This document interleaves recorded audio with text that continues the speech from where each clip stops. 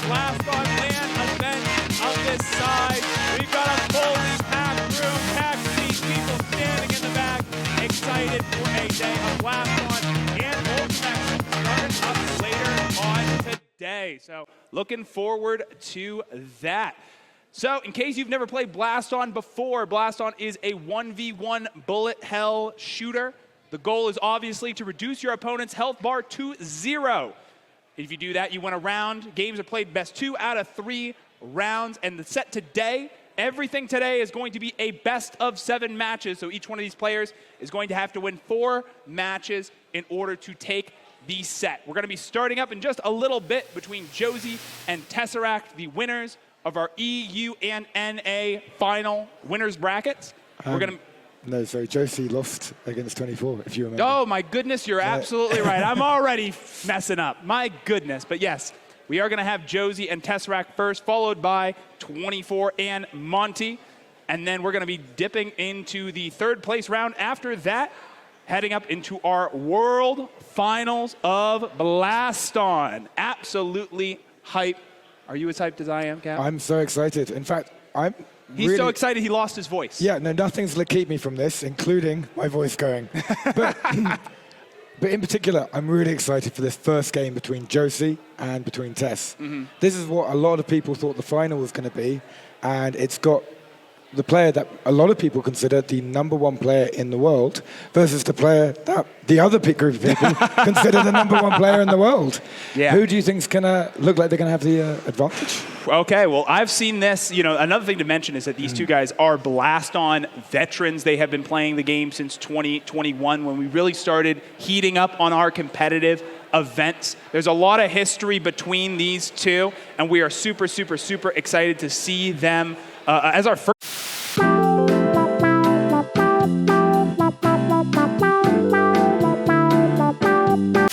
You guys didn't know, Blaston is now free to play, so there is absolutely no excuse for you to go and download it on your headset right this second. But with that update, we also introduced some new attachments, specifically Speed Nova. Well, I think the biggest thing about the new update was the movement changes. Yes. It's now a much more physical game because before you were able to dodge by just tilting your head. Now your body doesn't follow your head as much, so you've really got to throw your body around to avoid those bullets. It makes an incredible, cardio-intense game, even more cardio-intensive. Mm-hmm. And it's going to be really interesting to see these 2 top players adjust to that because Josie, for the longest time, was considered the #1 player in Blaston, and then about 2 years ago, Tesseract started a 2-year undefeated streak in tournaments. Mm-hmm. In fact, Tesseract, this is his first showing at a VRML finals because he was unable to make last season's, and I'm expecting big things. There you go. The EU bias coming through. But yeah, definitely with that recent update with the movement changes, we've seen a whole meta develop of really just focused around hyper-aggression. Especially last year before the movement changes, Blaston was still very much so a game where you stacked up a whole bunch of bullets and you tried to hit your opponent from every single direction possible, closing off any possible path of escape. And now with the recent updates, with some balance changes, and of course with the movement changes, we've seen a whole new meta develop of hyper-aggression, a lot of Viper, which you're going to see as the sniper, the Luma, which is a bow weapon that fires off very, very, very quickly. So we're going to be seeing that quite a bit. And of course, grenades everywhere. Grenades have been a really popular item to pick. We've even seen some people heading into the finals with a triple nade build. Yes, well, the most common meta loadout that we see, what's considered the best at the moment, is 2 nades, 1 Luma, so 1 bow and arrow, and then you've got 2 handguns, so a Raptor and a Raptor Ellipse and a shield. Although a lot of people are now subbing in that Raptor for a Tundra, which I will stop talking about because I know that is your favorite weapon. Oh, I love that Tundra. You know I love that Tundra. It is a very quick weapon, but more importantly, it blinds your opponent when it's hit. So it is a very intimidating when you get hit because you don't know what else is going to be coming at you. But also there's a very distinct audio cue that weapon makes when you fire it. There's about a second delay between when you actually hold down the trigger and when it fires off. So you can actually use that to sort of psych out your opponent, make them think that you're going to be firing off a very high damage bullet towards them, and then use that as a distraction when you're following up with your big combo. Well, I think the player who abuses it the best, in my opinion, what you don't see in the first match, what we see in the second, is Monty-Ban. Yeah. If you've ever played against Senna Tantra, like, it is 2 minutes of just anxiety attacks as you constantly hear it, and you're constantly terrified of where it's going to come from. Right. And we were talking about it actually over dinner last night, but audio cues are also a huge thing in Blaston. You really don't want to keep your view away from where all the bullets are coming from. So anything that forces your opponent to turn around is usually a good distraction and can help you get some really, really good damage in. So if you hear that audio cue, you're not hearing the audio cue of all the nades that are coming through as well. Again, adding to the anxiety of having to worry about everything that's coming at you from every single direction. But yeah, so at the moment, the main meta is you throw up some nades behind your opponent. They've got to look away, and as they look away, you shoot them with a bow and arrow, get some free damage. Yeah, absolutely, especially because that bow and arrow, now that the players have really gotten used to using that two-handed movement of pulling it back and firing, I mean, you wouldn't even know that it's a two-handed weapon because they're also sitting there juggling their other weapons in the other hand and firing off bows in between. Oh yeah, you will be seeing some juggling today. Yes. So in order to use more than 2 weapons at once, players have learned how to juggle, so they just start juggling and then they can have multiple weapons in play at once. Yeah. Who knew being at clown colleges can help top-level Blaston? Well, and I remember too, during the first VRML finals, Josie started juggling nades and I went absolutely insane because it was the first time I saw someone one hand juggling 2 different weapons and firing off with the other hand. Now, I mean, that's summer. Yeah, I mean, emergent play, that almost has become standard practice. I mean, really. All of the top-level players we're seeing here today are good enough and will use juggling, or maybe they won't, but they all have that in their skill set. A year ago or 2 years ago, it was breaking the game. And what's really interesting about this game is there's such a huge depth of skill between top players, middle players, and bottom players, but the skill level keeps improving every single year as players find new ways to abuse those mechanics, new ways to get advantages on their opponents. Like one skill for which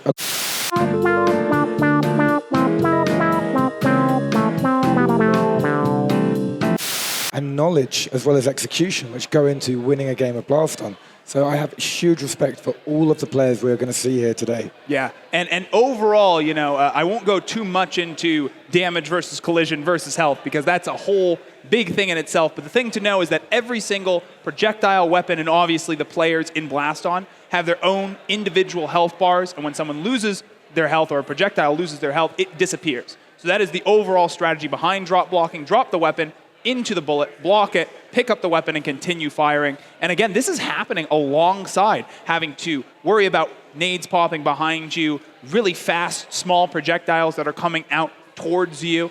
So there's a lot of stuff that they're having to juggle on top of the higher level strategy that's going on in the background, strategizing around their build. You get 6 weapons on your build that can vary from everything from the shorter cooldown weapons you mentioned, the Raptor and the Raptor Ellipse before. Those are our dual pistols that you're definitely going to see used today, up until some of the heavier weapons, which we've also seen up until these finals. Not really too much in the finals themselves, but I called the bunker on the finals. Oh, well, okay, there we go. Yeah. He called it. You heard it all here, folks. He called the bunker. But we've seen a lot of Tank Nova as well.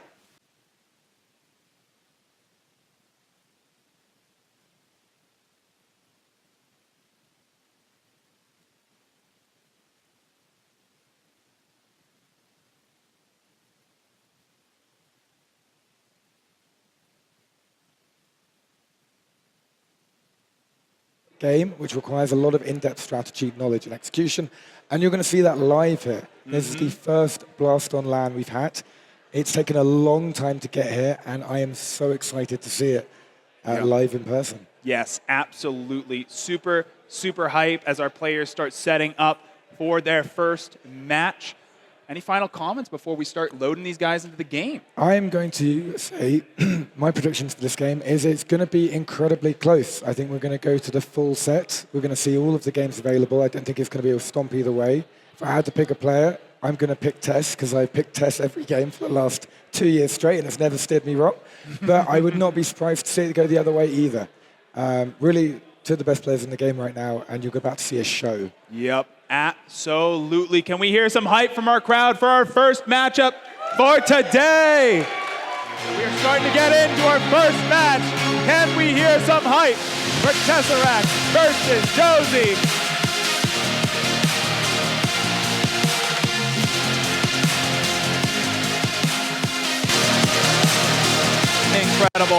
Incredible stuff here.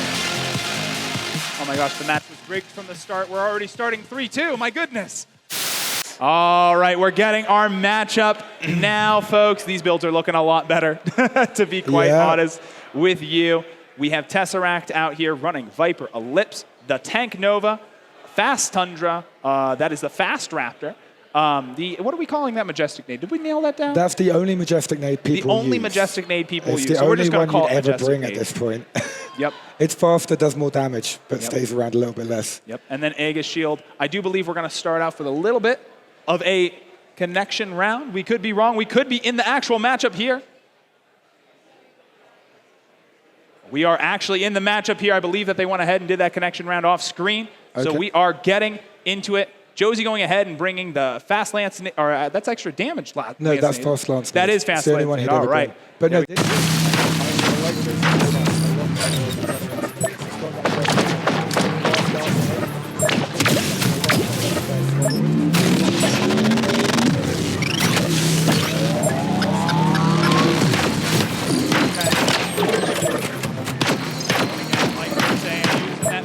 really trying to get the damage in, especially with the new Dawn. Looking for big over time.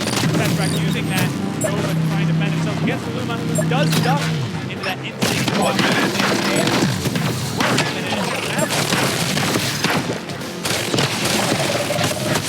Ooh, all right, just going ahead, getting hit with a Tundra right there. What we were talking about before. Oh, unfortunately, that nade hitting the edge of the arena, not going off, instead despawning. Ooh, nice using that Aegis Shield to clear away from the nade, putting it right-hand side of the stadium. Getting hit again. Tesseract now has the health lead on this matchup. Josie can get it back in the last 30 seconds here.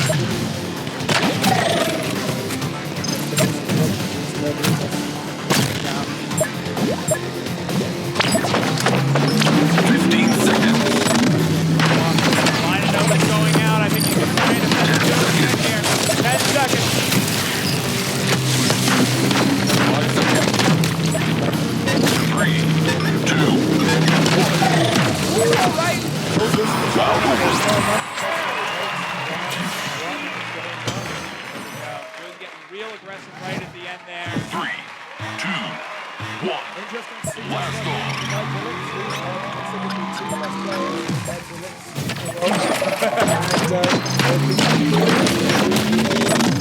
Whoa!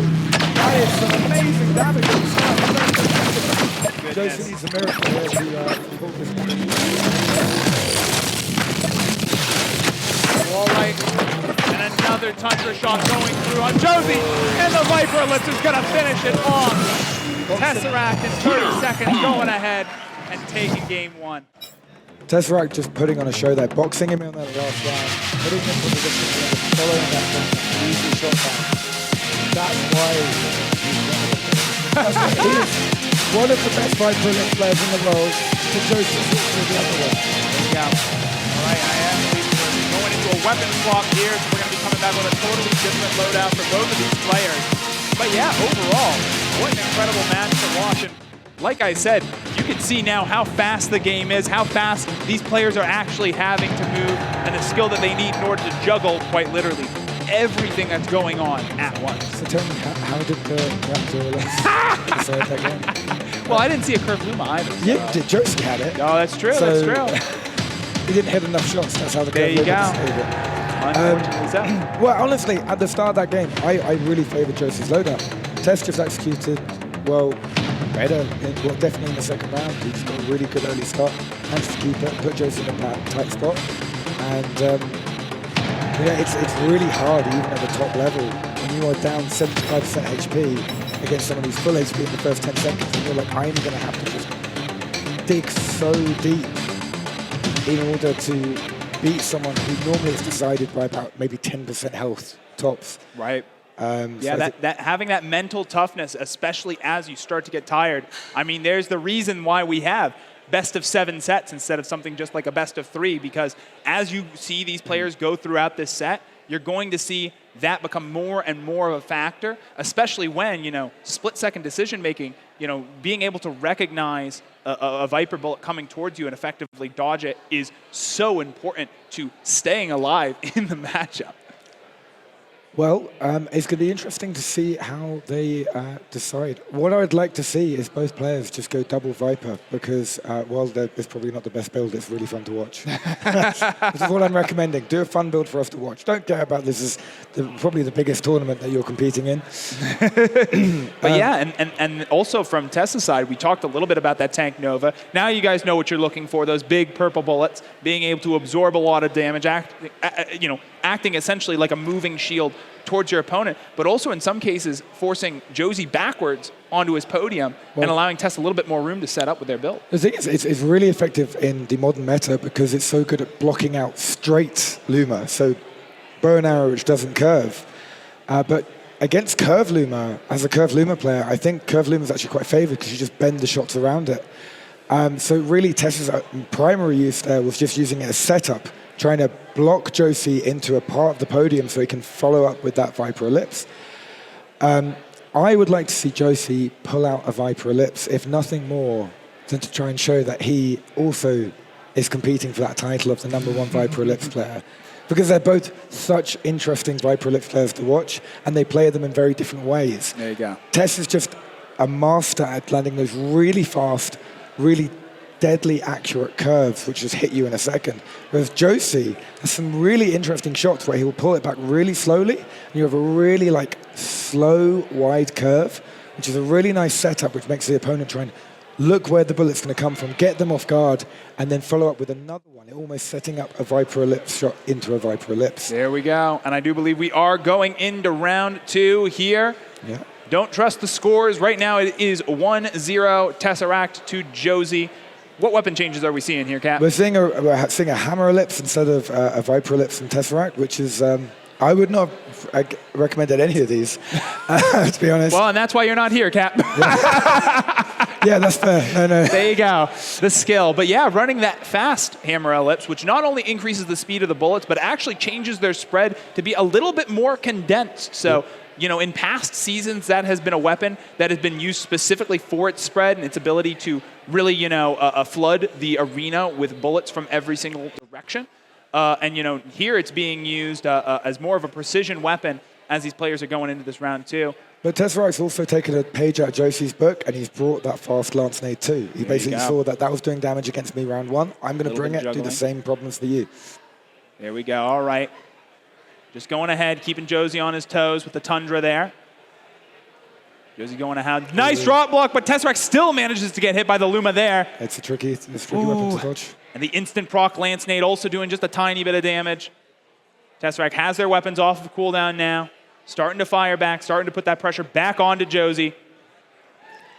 Well, he doesn't have many weapons. He's just down to his last nade there. Ooh, all right. Josie getting zapped just a tiny bit by that lance nade in the last 30 seconds here. Tesseract's really got to pull something out of the bag here. He's got to do pretty much as much damage that he's done to Josie all game. There we go. And more. We're seeing that audio proc and out of bounds damage, doing 17 additional damage to Tesseract. 15 seconds left on the clock.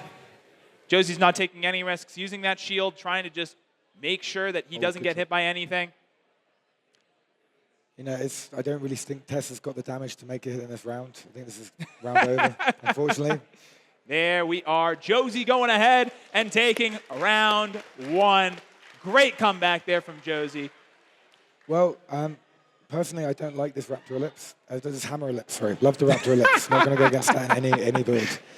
I think it's just too much setup in the current meta. There you go. Well, yeah, we'll see, too, because a lot of these weapons, too, are very, very low cooldown. That Hammer Ellipse is pretty heavy at, I believe, 6 seconds, if I'm not wrong. Yeah, While everything else, now with Viper being at 4 seconds, the Tundra being at 4 seconds. Yeah, the most expensive weapon Josie has is a 4-second cooldown. There you go. Yeah, allowing him to be a little bit more active, allowing him to keep that constant pressure.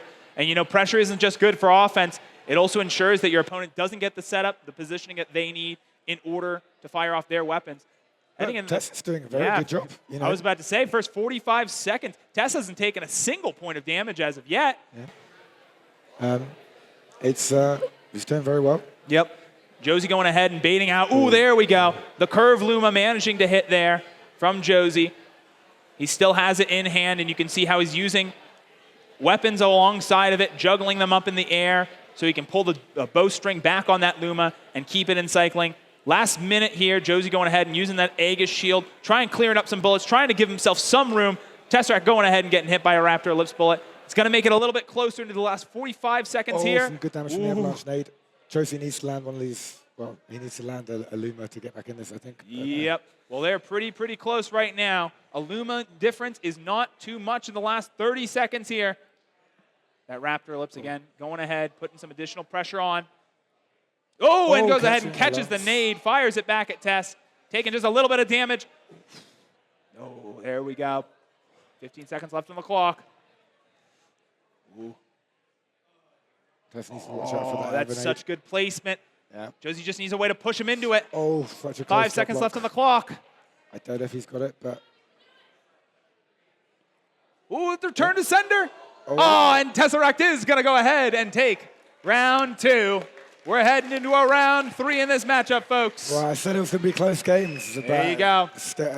Always surprised by how close they are. By weapon throw damage, by weapon throw damage.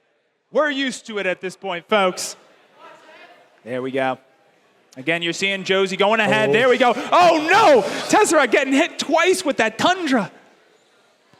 All right, you can see he's trying to use that Tundra to just get rid of the nades at this point. Such a risky move, but... Well, not when you're that good a player. Ooh, all right, and Josie managing to land that curve Luma. First 30 seconds, we're already seeing a lot of damage come out on Tesseract. Oh, no. There we go. Ooh, all right, Josie going ahead and getting hit by another Tundra, sending out that Aegis shield. Doesn't want to see it at all. I think Tessa's got time, but he can't get hit by another Luma shot. No, he cannot. No, he cannot. Going ahead, that instant proc lance. Again, putting just immediate pressure on your opponent, immediately fencing off the podium. Ooh, dipping and dodging underneath in the last minute. Tess is still holding on. There's still a chance here, folks. There's still a chance. Let's see. Ooh, all right, a lot of stuff coming towards Josie, the full combo. He manages to drop block the Tundra that was heading towards him. And now it's his turn to fire back. Tessin taking a little bit more damage from that lance. 40 seconds left on the clock.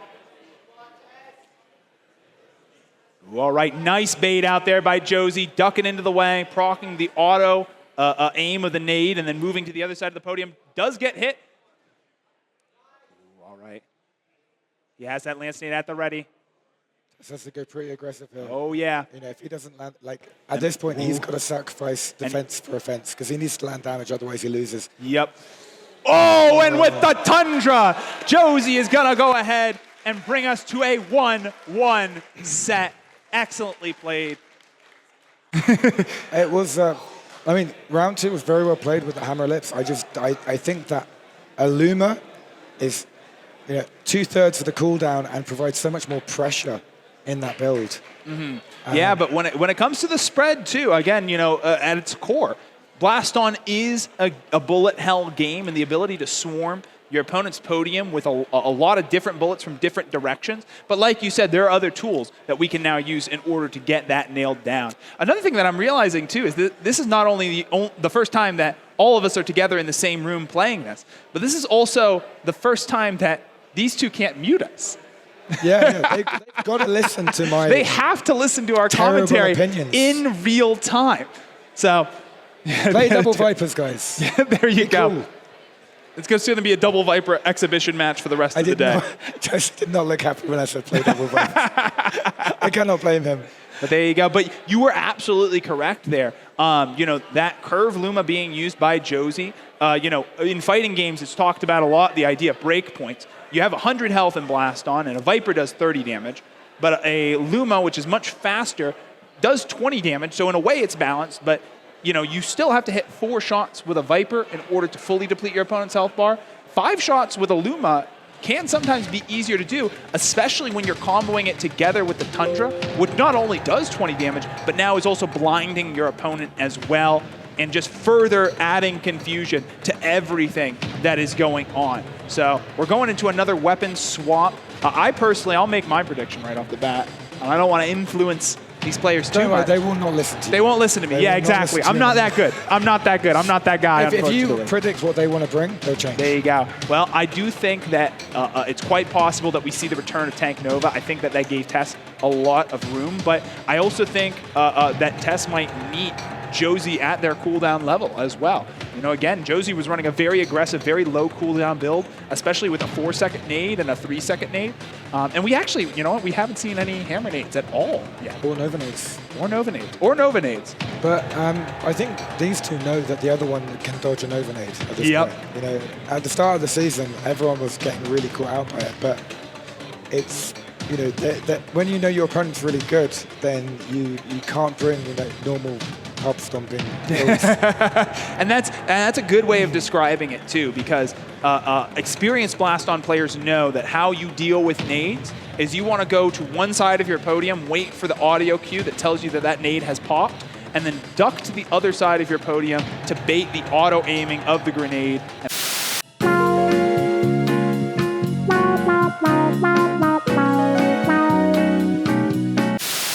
You're very predictable. Then your opponent can try and build around you.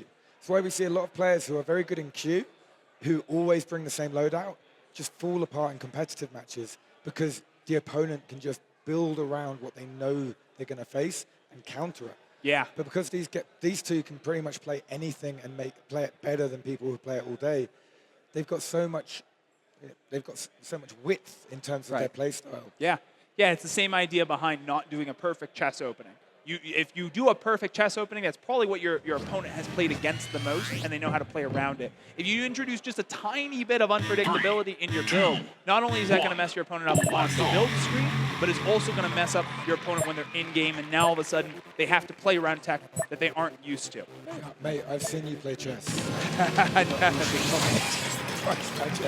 Listen, I'm very good at watching chess. I will say that right off the bat. I love watching chess. I haven't learned a single thing from watching all the chess that I have. Oh, no. Oh, yeah, I know. There you go.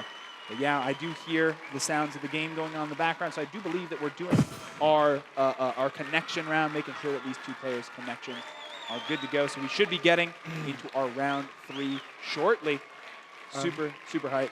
Yeah, so I think that from Tess we'll probably see a bit more of a precision weapon, because the only precision, like, offensive weapon he had in the last game was Tundra. Yeah. Which I really feel fits in with the Raptor Elite Tundra combo and just subs for the fast Raptor. Yeah. So I'd like to see either a Luma, maybe even a Curve Luma, because I know he's been practicing that, or a Viper Ellipse on the top. Because, well, you know, a Viper Ellipse, as I keep saying, in either of these players' hands is like a different beast of weapon. Deadly, yeah.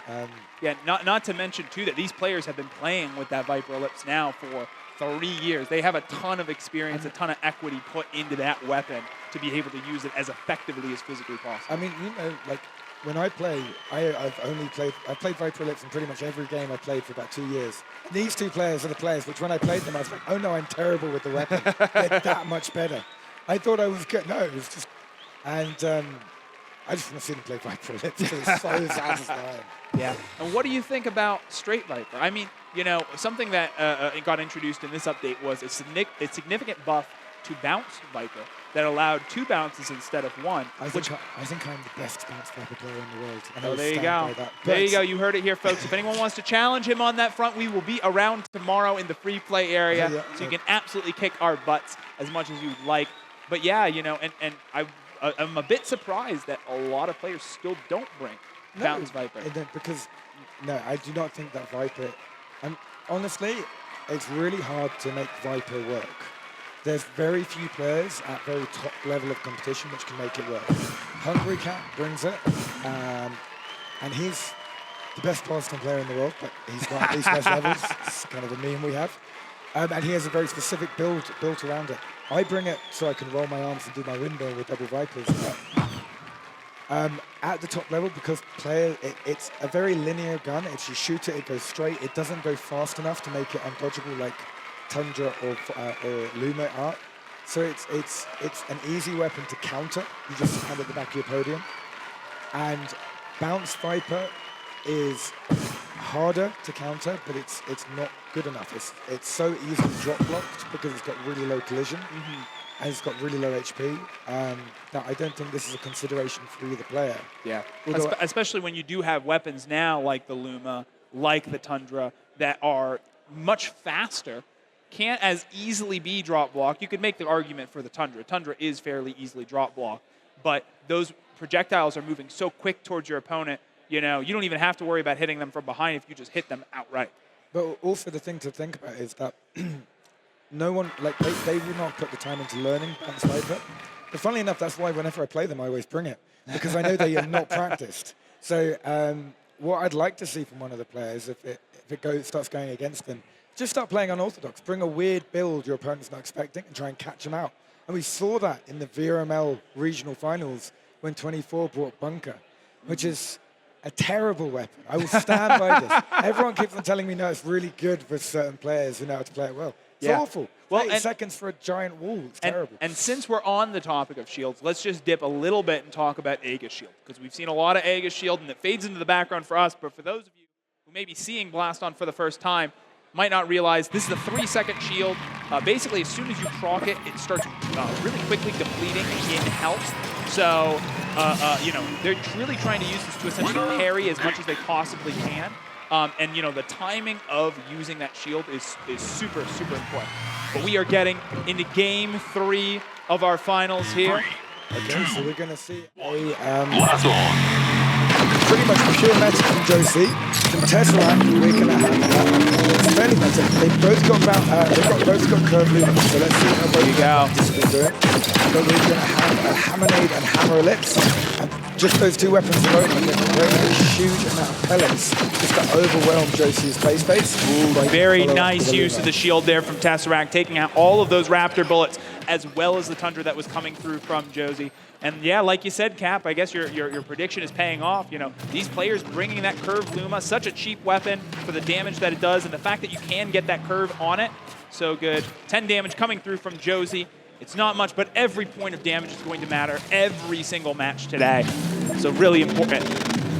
But I like these builds. I like this build from Tess a lot more here. I think if we can execute it, I mean, Josie's build is very meta. It's considered one of the best. So they execute well, skilled, but Tess getting zapped there by the instant proc Lance Nade just a little bit. Heading into the last minute, though, both these players looking very, very, very healthy. I think Josie's got a very minor advantage, but like any pellet's going to do that. Josie just took a pellet. Yeah, Tess got a minor advantage. Well, and hey, you know what? And check out the combo that Josie's using, essentially firing off that Tundra. Ooh, that Tundra and the Luma at the same time, but gets hit by a Luma bullet there.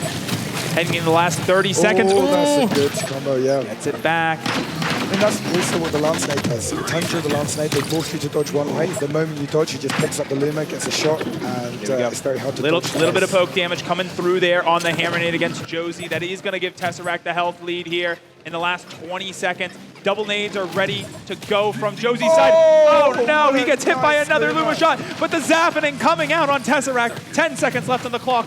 Josie does have that curve Luma. He does manage to do it, but it's not enough. Is he going to be able to land that Tundra or another Luma shot? So Tesseract manages to step back from that one. And the weapon throw damage is still going to go to Tesseract for round 1. That weapon throw damage making that so close. Both of those players just on the very verge of being in the red, which I believe is 20 damage. Hitting them with wide curves at the back of the podium. That's what you love to see. Yep, 6 damage coming out there from Tesseract onto Josie. Actually, I think 2 of those pellets hit for 12 damage. There you go, 18 damage coming out. That spread Hammer Nade is a bit of a hefty pick. It is going to make Tess's cooldowns a little bit longer, but it's such a good weapon for doing poke damage, and I believe that's why he's brought it. Going back to Blaston roots, trying to bring that bullet hell build in, trying not to give Josie any options when it comes to where he can move on his podium. There we go. Right, Josie just sending out those Tundras, trying to keep Tess on his feet. You see the Tess waiting until the Hammer Nade spawns, and then before shooting, so Josie has to choose between the Hammer Nade and the Luma as to which one to dodge. Yeah, and you can see right there too, actually, he did go ahead and use the Aegis shield to drop block one of those pellets that was going towards him. Even the weapon handles are being used in these matchups, folks. It's that close. Yeah, well, those weapon handles, you can put them in front of a Luma, it's going to save you 20 damage. So you're going to hold on to them if you can. Yep. Another 8 damage coming through on Josie, just pokes. Pretty big poke coming back from that Raptor Ellipse. Stepping out of the way of that Luma. Very nice movement here from Josie. He knows exactly where he wants to be on the podium at any given time. Oh, that's also sort of a podium position. At the back, you've got longer to dodge shots because they take longer to reach you. Yep. At the front, your opponent's got less time to dodge shots, so aggression at the front. Ooh, very nice from Josie there, dodging through that Raptor Ellipse, really finding his keyhole and going right through it. The Tundra and the Luma. Big 20 damage coming out on Josie here in the last 13 seconds. He does have to hit a lot here. Hammerade comes out, even more poke damage from Tessa's side. 5 seconds. 5 seconds left on the clock. He's got to have a miracle come out here. Ooh, and there was a couple shots. He had the Luma at the ready, but Tesseract is going to go ahead and take game 3. That is 2 games to 1 to Tesseract. 2 games to 1 to Tesseract. There we go, and yeah.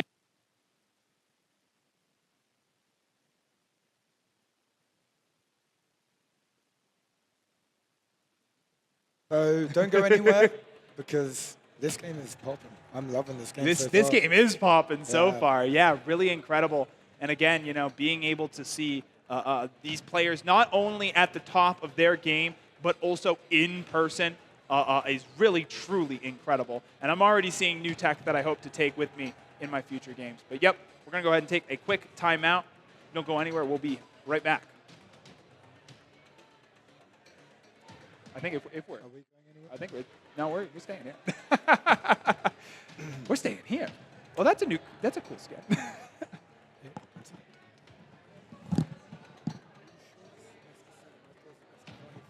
It's set in the show schedule, that's for 7. But the graphic does say that. You're not going to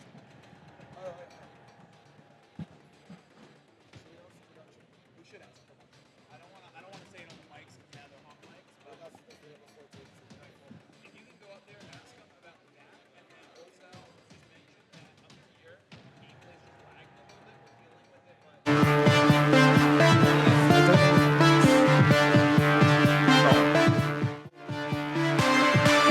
welcome back, everybody. Day 1 of VRMLCON, our Blaston matchup between Tesseract and Josie. We are heading into a game 4.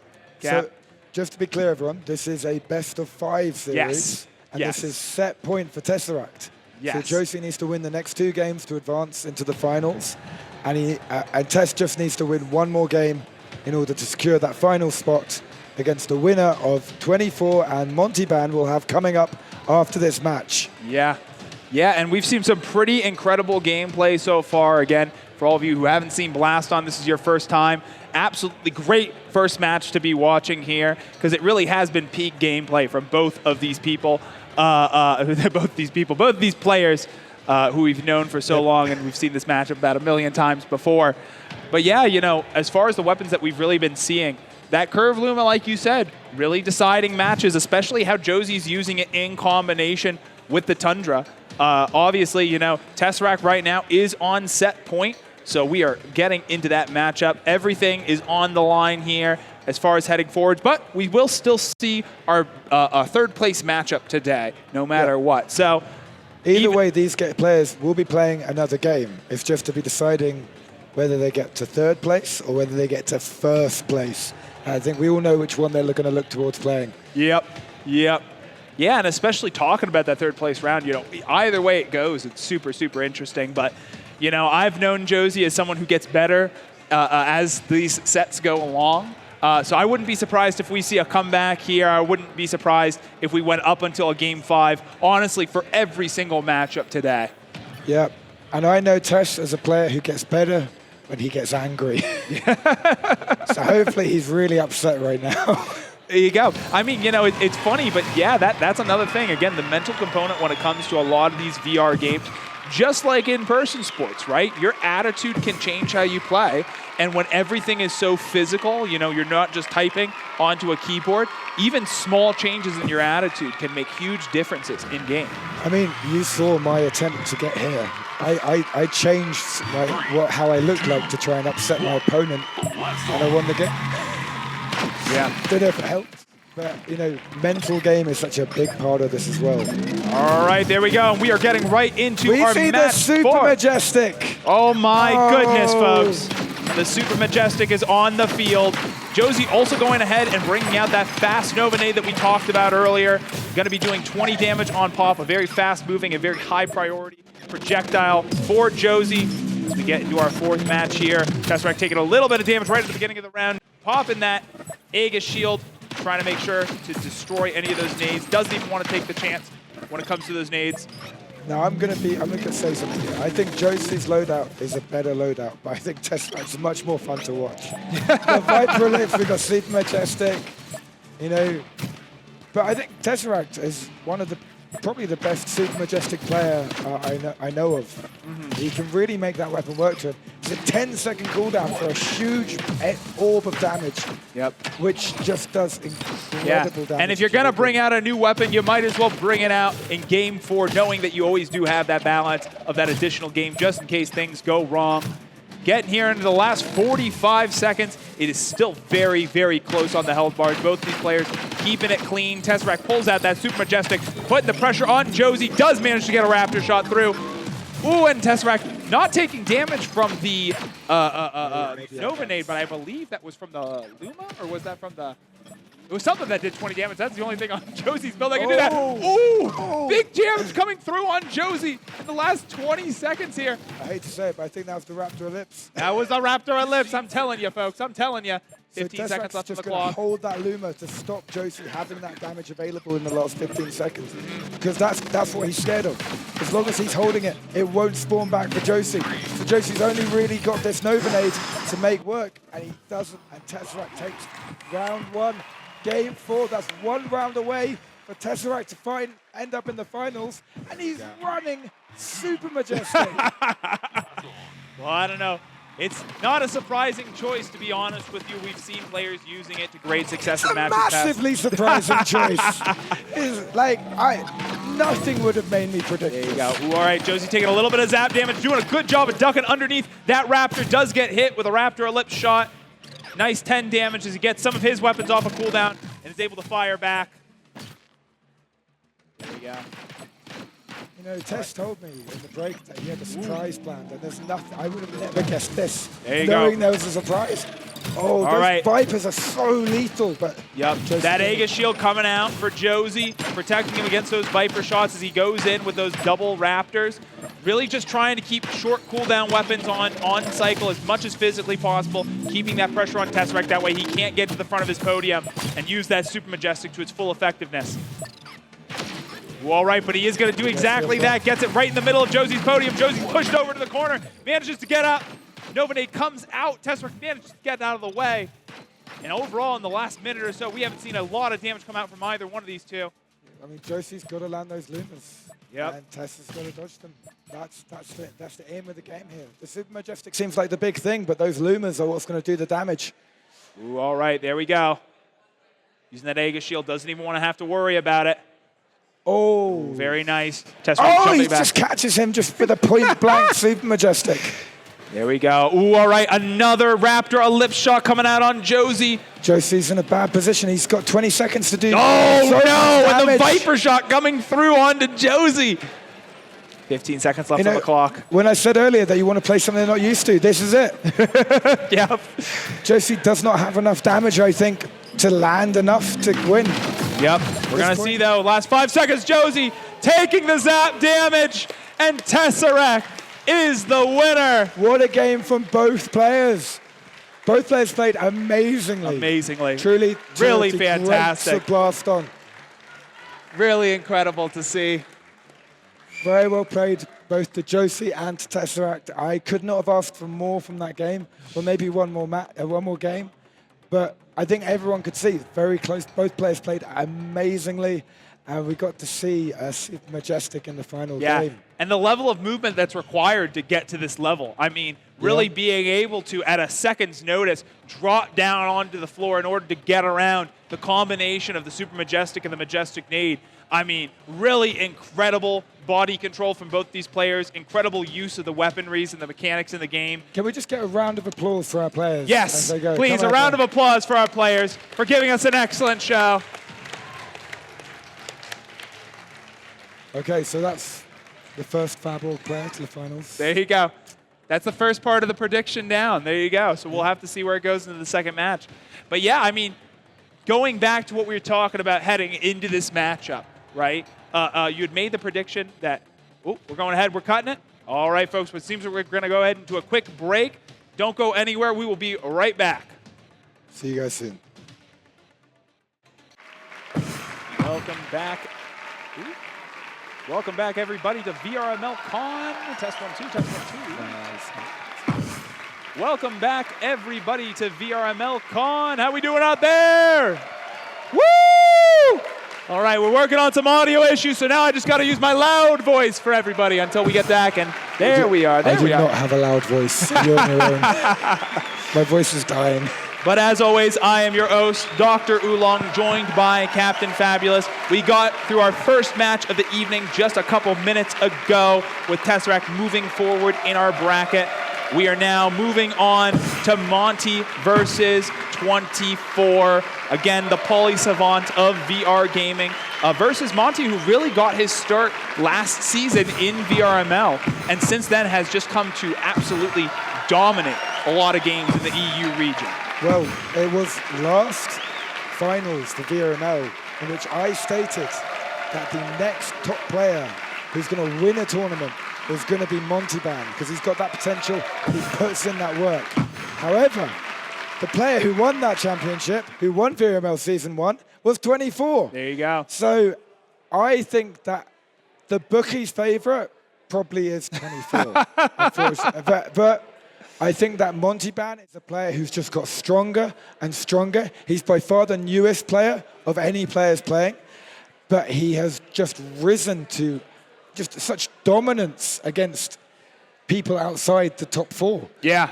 Yeah, and that is saying something, because in these sorts of games, I'm sure everyone here knows it because we're all in virtual reality gaming either way, but very commonly you have a group of players that end up on top, and then everyone else is just kind of there to be the other 12 people in the tournament. And Monty has been one of those players who has absolutely shattered that glass ceiling and gone through to the top 3 in a lot of recent tournaments. Well, the thing is, like, the other top players who don't hit that upper echelon, a year ago we were all saying, wow, Monty's starting to beat me, and then he just never stopped getting better. The thing I say about this player is he is always improving. He is always getting better, and I haven't seen his limit yet. Mm-hmm. And last season, in VRML Season 1 finals, Monty got 2 games against 24 in the best of 5 match that they had. Mm-hmm.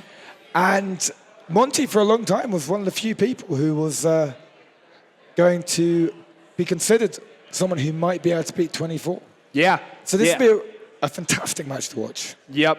And on the other side, 24, I always make the joke that when 24 dodges, it's like he's literally just skating along the ground, because he just keeps his nose to the ground and manages to get around absolutely everything. Obviously, we're going to be seeing him later on today in Ultimex either way, but super excited, another long-standing player.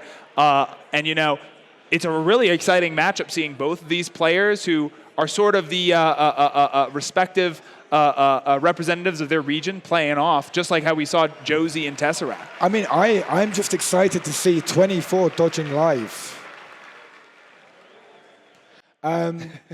Because 24 fabled as the best dodger in Blaston. Is that true? Yes, it is. He's amazing at dodging. And he just gets so low to the floor. It is a bit of a different experience for him here because he's playing on hardwood floors. I think he's used to playing on carpet, but I'm sure he'll be able to come back with no problem. Yep. All right, folks, and I believe that means that we're getting into our match. Can we hear some hype for these players? There we go. All right. Okay, right off the bat. Look at what 24 brought. He's brought Bunker. I called he it brought again. Bunker. He called it again. At this point, I'm going to start going you for all of my tarot readings because you can see the future, apparently. Just in Blaston. There you go, just when it comes to Blaston. Yeah. But there we go. Also running a Wildcat attachment that we don't frequently see. This is going to have a bit of an initial velocity to the bullets, and then they're just going to kind of spread like you can see there. So turning what is usually a very much so a single focus weapon into something that's a little bit more AoE. Monty, on the other hand, is bringing that fast Tundra, that Raptor Ellipse that we saw earlier, that Majestic Nade we saw earlier. Also running the fast Raptor and the base Hammer Ellipse, which could be good against that bunker. That bunker could really be shutting him down. So we will just have to see as we get into this first match. Monty has a pretty good lead so far on health heading into this first minute. And you love to see double bunkers going down. The Raptor Ellipse is going around, still managing to get off damage on 24. Yeah, I mean, both these players, very experienced with Hammer Ellipse. And Monty's just got a build which most of it does do damage, which can go around this bunker shield. Once again, proving my point, bunker's not a good weapon. Yeah, there we go. All right, there we go. 24, though, getting some damage out with that Raptor. The thing about having two shields on your build is that it really reduces your offensive capabilities. So he's going to have to make his Raptor and Raptor Ellipse count alongside that Curved Luma and that Wildcat. There we go. Mega Shield going out. Doesn't manage to get the nade. Monty does manage to take some damage from that Wildcat. And we're seeing some brief juggling there from Monty. I swear, these players make it look so easy you forget that that technique was only invented like a year and a half ago. Yeah. I mean, it probably looks easy to people who don't play, but trust me, if you try and juggle, you're not used to it. Oh, yeah. Like me, I drop it every single game. 5 seconds left. 24 needs a lot of damage. I don't know if he's got it in the tank. Oh, and that Aegis shield going ahead, making it easy for Monty Band to remove that damage from the field and take round one. Very well played from Monty. Very well played from 24, but Monty just does not seem to be struggling with this bunker the same way other really impressive players have in the past. Yeah. Yep, there you go. And again, the offensive capabilities when you have two of your weapon slots dedicated to shields. He's really got to make it count. He's really got to get the ideal setup with that Wildcat and then go in with the high damage Luma and try and get some room back. The thing is, the trouble with Hammer Ellipse is it's really hard to shoot under pressure. But I'd say if one player can do it, it's going to be Monty. Yeah. Because Ooh. he has it. 24 taking an absolute ton of damage as the Majestic Nade came down there. He's trying to fire off that Luma, but without much setup. He's not managing to nail Monty down. Monty just too good at dodging. There we go again, making it look so easy to juggle those weapons and still keep the offensive going. Okay, 24 taking another Raptor shot. That Raptor Ellipse, those 10 damage bullets add up over time. And there we go, 24 managing to get his 10 damage bullet back on Monty Band, heading into the last minute here. Monty just looks in control of this game. It looks like he knows what he's doing, and 24 struggling to find answers. There you go. Another thing, too, is that bunker is going to be able to block vision of those Lumas as Monty Band goes in. Monty going for a nade toss there to try and finish this off, but that's literally all it is. You know, trying to finish it off with a weapon throw on stage. Come on, can he do it, folks? One nade throw away, that's all we need. Ooh, tries to get, and he does manage to get it from the ceiling. My goodness. What an opening game from Monty. Oh my God. It should be noted that 24 is the best curved Luma player in the world. That's true. And Monty just did not struggle at dodging those things. Every other player here today, every other player that plays Blaston cannot dodge 24's curved Lumas like Monty just did. Yeah. Yeah, absolutely. And again, like you were saying during that matchup, a big thing too with the Hammer Ellipse is that it is a fantastic weapon, but any disruption during that combo, you essentially want to put down layers of bullets as you're going forward towards your opponent, and then follow it up with some high damage weaponry. If you have pressure coming back towards you, it is very, very, very difficult to get that ideal setup and be able to get that off. But what I was going to say is that out of all the players, when Monty first started getting good, people used to say he could only play one build because he only played Hammer Ellipse, okay? That's obviously not true. Monty probably plays more builds than anyone else. He plays the most varied, diverse weapon sets out of all the players because he plays it all the time and he makes it look fun. but he's played that weapon so much. I think he just understands how to set it up, even while getting counter-pressured. These are also considered the two players who have the most best dodging style. Yeah. Both of these players, their style of play is really focused about just not taking damage. 24 will get low, he'll kind of roll around the floor like, I think we've called him a spider monkey, which sounds more offensive than it is. We say it out of love, we're really impressed. But Monty's such a style of dodging is so much that he will throw full weapons, have them be destroyed to stop like 10 damage. Yeah. Because he will value saving health over anything else. Yeah, and honestly, when 24 collapsed to the ground after he got hit in the noggin with the nade there, I did actually have to turn around and see, because I always see him pull that sort of move, and I was like, ooh, I want to see what that looks like in real life. But yeah, and you know, that bunker barrier that we saw come out from 24 is a very interesting niche weapon to be bringing out. Not only because it's obviously a big target for your opponent to hit, probably its biggest weakness is that you can't move it once you put it down, and the cooldown, but also the fact that the handle can be thrown out to get rid of nades, which we have seen 24 develop about 15 different ways of taking out a nade, with two raptors, with two weapon throws, with the bunker. Exactly. So, you know, it is still interesting tech. But combined together with the rest of his build, he wasn't really ever able to get to a point where the shield was up and he was managing to still get the pressure that he needed in order to prevent Monty from getting that positioning that he needed in order to use the hammer ellipse. Well, here's the thing. I was talking to some of the other players here about how do you deal with 24's loadout? How do you deal with that curve loomer? How do you deal with the bunker? What do you do to try and counter it? And in all of the things, I was kind of saying maybe you could do this. This build from Monty, nothing. It's like the build I'd say, do not bring this. Your main precision weapon is Tundra, which just shoots straight. You know, he's doing all of this damage around the bunker with hammer ellipse, but mainly it's Raptor ellipse. Was that Raptor ellipse? You're just one match too early with your prediction. There you go. It's all right, but we're getting into this matchup, so we are going to see how this works. We do see 24 taking off that bunker barrier, probably the best choice, but honestly keeping the rest of his build basically the same, just swapping it out for a Majestic nade, and all of a sudden now 24 has gone from a pretty high cooldown build to a super aggressive low cooldown build. Yeah, I think this build's going to serve him a lot better. I think it's also probably do a lot better against Monty's build, just because, you know, while Monty is probably the best player to do hammer clamps under pressure. Oh! What happened there? Still going to get crushed. Uh-oh. All right, we got a little bit of technical difficulties there, folks. What you saw happen was 24 glitched and took some out-of-bounds damage, even though he was in the center of his podium. So we're going to go ahead and recalibrate and get started. Get back in. Yeah. But you know what? I will say, just on that topic, I do love how in this community, we don't really have to struggle about whether or not those sorts of things happen. We know when stuff's going on, and we're pretty quick to make those short little gentlemen's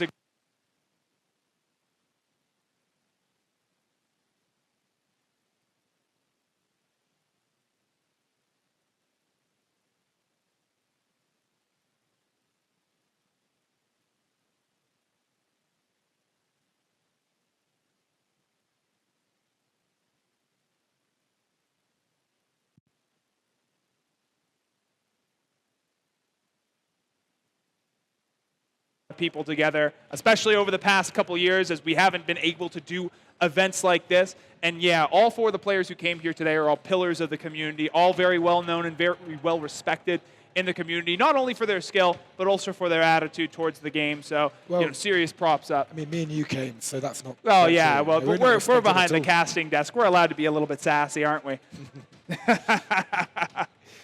But yep, loading back up into this game. Again, very interested to see that hyper-aggression loadout coming out from 24. I think this is where they thrive, personally. It's not hyper-aggression. That is the meta loadout, but with a Wildcat instead of a nade. Yeah. The Wildcat's just there for setup. It just paints a big cloud of bullets. It's like essentially a cheap hammer nade, which you've got to shoot forward. Yeah, that's actually a really good point, honestly, as far as putting down quick AoE. You can even compare it to something like the Charge Hammer, which we don't see much anymore because of the nerf. But in the last season, using the Charged Hammer but not charging it up was a way to put a lot of slow bullets down on the field, send it towards your opponent, and then use that as your AoE setup to follow up with other things, also at a 3-second cooldown. Yeah. No, the Charge Hammer, we have seen a massive drop-off in that weapon, but I think it's still a really well-balanced weapon.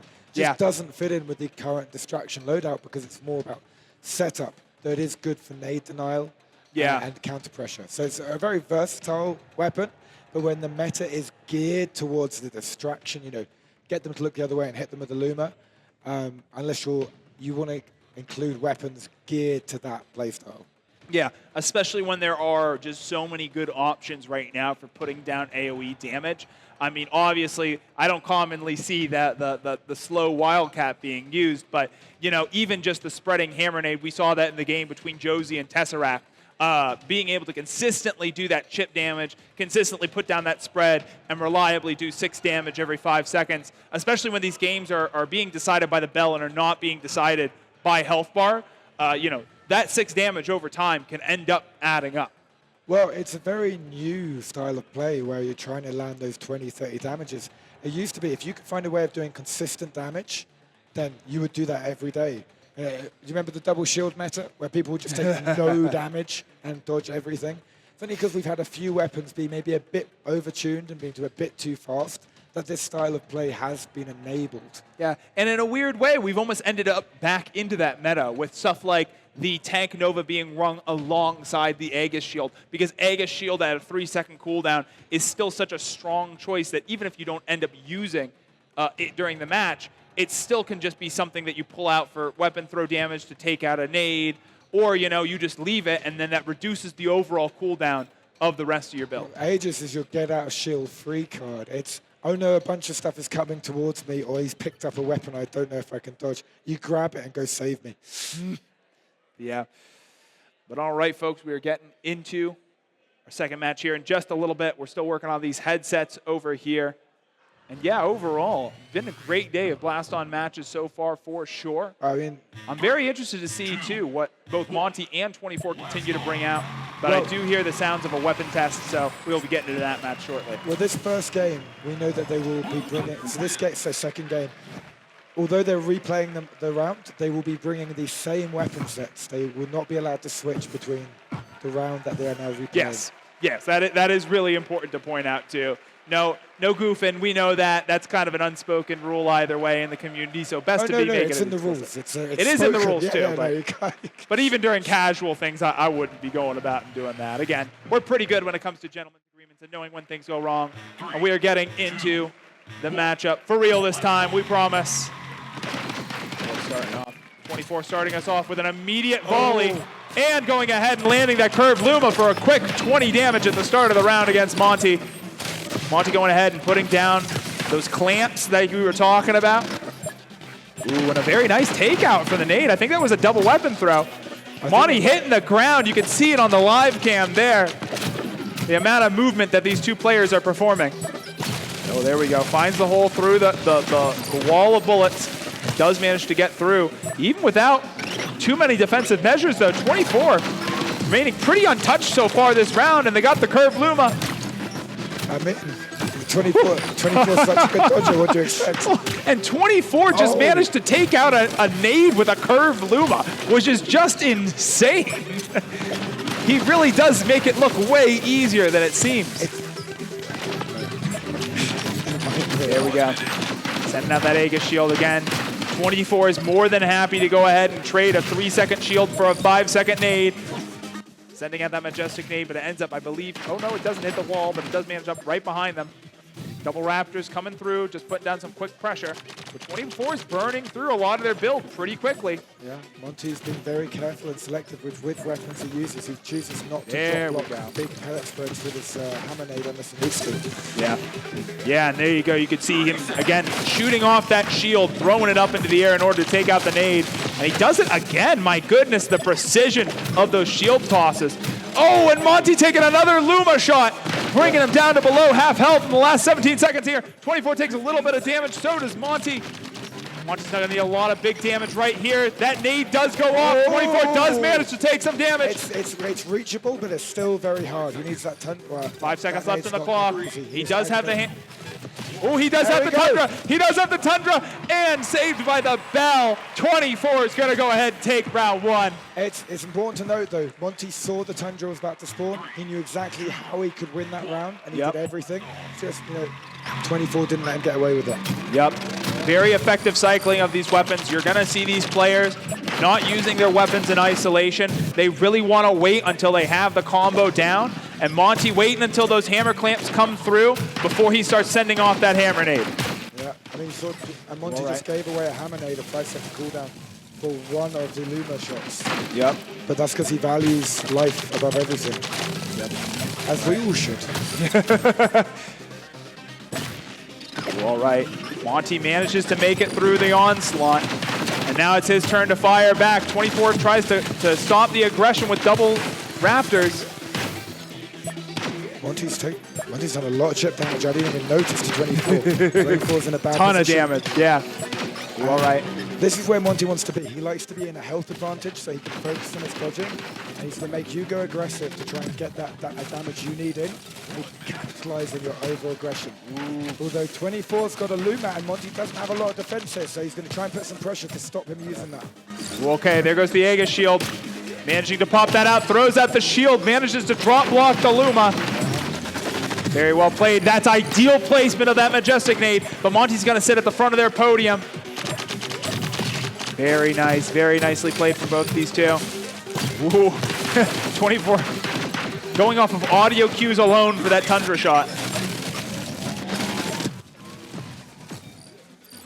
There we go. Not panicking, managing to find the eye in the storm there to get through the hammer nade. And the hammer clamps are coming through. 24 can't afford to take any more damage in the last 15 seconds. He's got to be getting it back. Double Raptors is coming out. Monty is going to take a little bit of damage.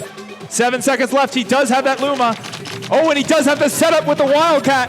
Is he going to be able to get anything?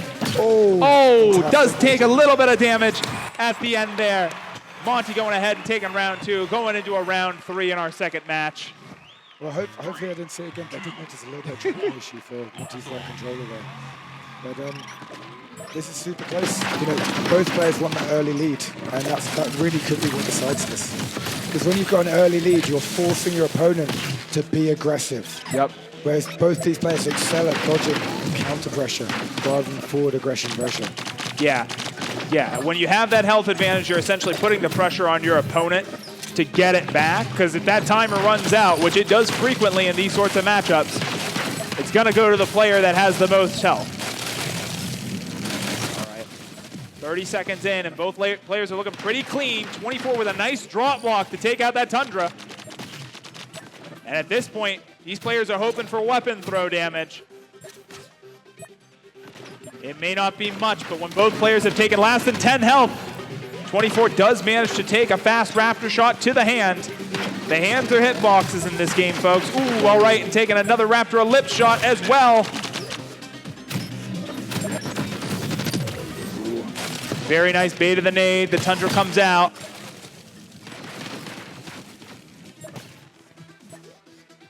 And again, at this point, these players are making sure that all their weapon throws are hitting, because even though that only does 1 damage, that stacks up over the course of a match. 24 does manage to take 2 bullets from that hammer nade as well as some of the hammer clamp, bringing him just below half health at this point in the last 30 seconds. Monty's where he wants to be, but 24 definitely still has a way into this. He's got a ways to go. Yeah. The only thing that he has going for him is that it is a very low cooldown build, so he can get a lot done in the last 20 seconds. 15 seconds. All right, 15 seconds left on the clock. He does have the Majestic Nade that comes out. Oh, all right. He lands the Luma, but he's got 4 seconds and not enough damage, I don't think. Beautiful, beautiful play at the end there from 24. But Monty is going to take game 2 in the set. 2 games up for Monty.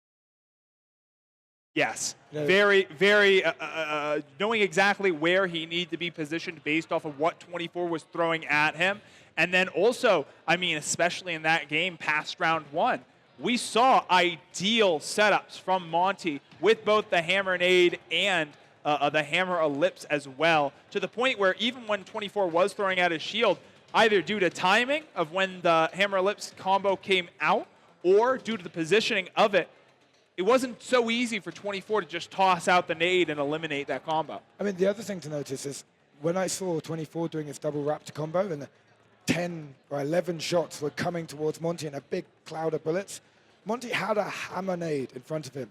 And the default is you use the hammer nade to at least block one of them because it's there. There's a free block.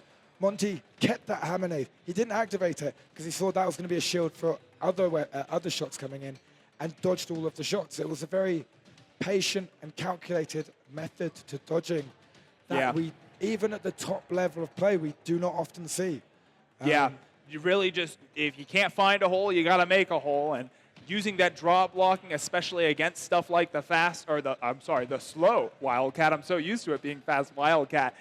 You know, finding just enough room to dodge through and making sure that until you are good to go, that you're not sending off those weapons. Because again, in Blaston at high level play, every single weapon is essentially a mini shield that you could be using to defend a bullet. Yeah, and I'm not really sure where 24 can go here, because 24, as I say, is the best curve loomer player in the world, but Monty's dealing with it very effectively. He's tried 2 different variations on the same build, and the thing to know about 24 is in the past, he played more than anyone else in the game, but he's kind of taken a break and hasn't played as much, so I'm not sure if he's got as many builds in his repertoire. Right. He can definitely play many more builds than most players to a much higher level. But I don't know if he's willing to get off something and get onto something a little less practiced. I think what's going to be really key here in these next couple matches is 24 bringing in a build that has a little bit more teeth to it. These low cooldown builds are absolutely fantastic for overwhelming your opponent, but ultimately, he needs to have a solid win condition that he can put onto the board outside of just having the Curved Luma. Because the Curved Luma, although great, without too much setup in the way of having additional AoEs on the field, it's very hard to fence your opponent in like you can with something like the Lance Nade and then follow it up with the Curved Luma. But we're going to see what they're bringing in Game 3 of our set. Set point for Monty here. And Monty has gone ahead and brought the Tank Nova. Oh, and with the bunkers, we see the bunker again. I actually think 24 is probably favored in this loadout just because bunker does so well against Nova. Yep. Yeah, the key here is going to be Monty really choosing when and if to use those.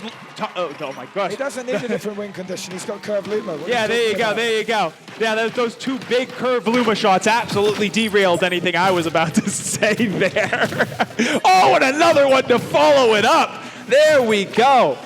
24 is just waiting for you to say something like this. So you sit down and I'm going to show you what's what. Yep, absolutely. And like you said, that bunker going up on the field, those Novas can suck up a lot of damage, but they aren't the best when it comes to dealing collision like you can with a hammer. So, fortunately for 24, unfortunately for Monty, that is not always an even trade, sending the Nova into the bunker. But you know what? That's why you pull this out in Game 3 rather than waiting towards the end. Ooh, and another Curved Luma. That's shot 4 out of 5 for 24's win condition. Yeah, Monty is not in a good spot. I'm going to call this round for 24. I'm going to be that crazy. You can't call it that soon. They can hear you, man. I know. Ooh, all right. But Monty's not going to give up because he's Monty and he's going to play it out his heart and he's going to do what he can to try and win. Yeah. And, you know, Blast on the game is never over till it's over. It really is, and we've seen so many games come back even from this point. And I just want to call out Monty again for the level of just the ease at which he juggles his weapons and is able to actively use 3 weapons at a time. It's so much harder than he makes it look, but really, a Raptor Ellipse shot there. 24 closing out round 1 of Game 3. He needs to win the next one to sway. He needs to win the next. He needs to win this game to stay in for the final. There you go. All right, 24 taking some early damage right off the bat from those double Raptor combos. There you go. You're seeing those audio cues, that bait being used by Monty. He does a brief little juggle in order to reorganize his weapons before sending off the Tundra. There we go. Finding his corner, ducking down, making sure that he doesn't get hit by those Raptor ellipses. Ooh, 24 is going to get hit by a Tundra there. That's a nice 20 damage for Monty there. That's a very nice tactic we saw from 24, though. He loaded up the Luma, looked away, so Monty would put down his guard and then shot. Yep. Just trying to throw your opponent off with a little drinks like that. Yeah, and again, that Luma's just so quick that it is easy to throw your opponent off guard with that. There we go. Ooh, does manage to take a little bit of zap damage from that Majestic nade. He was looking out for it, too. Oh, there we go. Monty taking up 2 of those Luma shots with a nade, and out of bounds damage is going to get 24 leaning a little bit too much into that bunker. 24 really trying to hug that bunker at the front for safety, but going too far. Oh, there we go. That was a beautiful curved Luma shot. We are in a mirrored situation to last round right now. Yeah, beautiful shot there. And Monty really doing a great job of making sure he can save that shield and the shield handle for the 3 Luma shots that are coming out. 25 seconds left on the clock, and 24 has a large ways to go. Nice 8 damage there from the weapon throw. Highest weapon throw damage in the game right there on the bunker. I guess outside of Frostbite, yeah. No, you got me, you got me. There you go. The trivia, 24 doing a little bit extra damage, but with 5 seconds left on the clock. Round 2 is gonna go to Monty. Very well played for Monty. All right. I would argue winning a round with a disadvantaged loadout. Yeah. Yep. All right, and this is officially set point for Monty as well. Doing an absolutely great job of prioritizing what weapons they're using. And when 24 right off the bat, taking a huge Tundra hit to the chest. Here we go. And another thing you're noticing now is Monty isn't really picking up that Nova too much. If you don't use a weapon, it doesn't contribute to the overall cooldown of your build. You know, it's okay to play 5 weapons if you can play 5 weapons. Exactly, especially when having that Aegis shield up more often means that he can block more Luma shots, which means that he's taking ultimately less damage from 24's main win condition. Another nice and easy... Oh, no! The out of bounds damage and the Majestic nade at the same time. A huge amount of zap damage going into the last minute here. And like that, if you blinked, you would have missed it. Monty Band is going to take the set. Excellent, excellent match from both of these two. Fantastic job. Well done to both players. I have to say, that was an upset, guys. That is honestly, I think the players which people Monty is the only player to have not won a competitive Blaston tournament, and 24 was the reigning champion of VRML Season 1. So what an amazing start to Monty's Grand Finals experience. There you go. 3-0ing the current reigning champion. Yeah. And another thing, we mentioned it during the first match, but these players are used to playing each other online where, you know, even a couple milliseconds worth of lag, even if you have an ideal internet connection, someone connecting from the EU to someone in the NA, there's always going to be a little bit of latency difference. This is the first time that these players are playing in the same room on the same region together. And yeah, you saw it right there. Strongest region confirmed. I mean, hey, they're both heading into a finals. And what an exciting finals we do have coming up for us. Tesseract versus Monty, the EU finals happening again. And also on the opposite side, 24 and Josie also going ahead and playing again. And both of these players, or both of these matchups, I should say, have been played out many times before, with it honestly being a mix-up, at least between Josie and 24, because that's the matchup I know much better. Always a mix-up between those two players. Oh, it's an incredibly close matchup. Josie versus 24 is... Tale as old as time. Well, it's a tale as old as time. In a competitive finals environment, though, 24's only beaten Josie once at the grand final, and that I might be wrong on that, but that was VRML Season 1. Yeah. However, 24 has been taking games of Josie a lot during league play, and I think Josie has told me he was the person he was most worried about playing, to be completely honest. Yeah.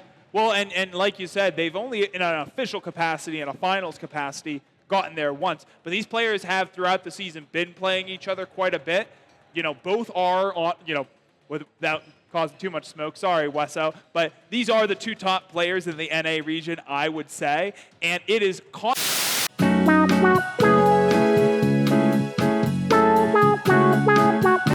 Okay.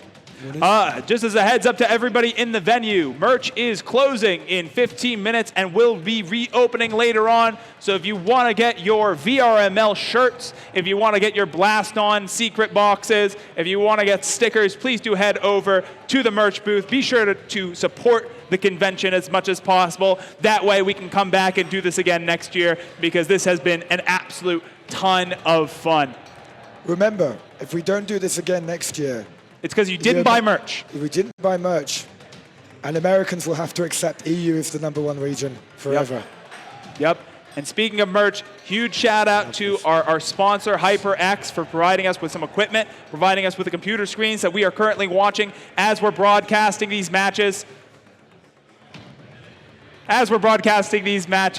Super great. I can say that my experience with this headset, having worn it for the first time, is fantastic. Got to make sure that they come back next year as well, and super excited to get into our next round of matches.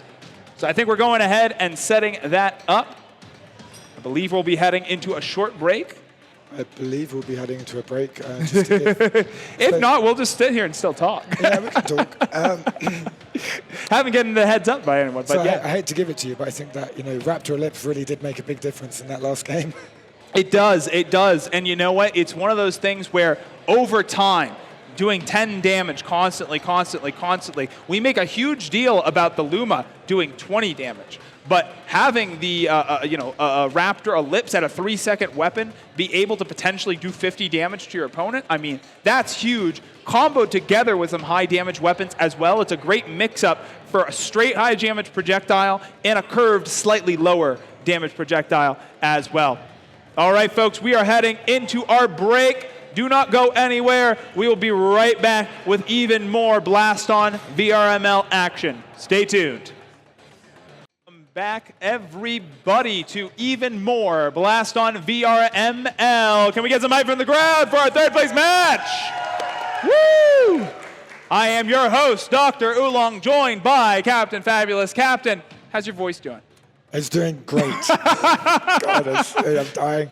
It has been a very exciting day of matches so far, with both of our EU contenders heading into the grand finals. But we are taking a quick stop back to the North America region to play out a match that has played out so many times before, sometimes in grand finals. Josie and 24, arguably the two best players in the North America region, and we're seeing them play.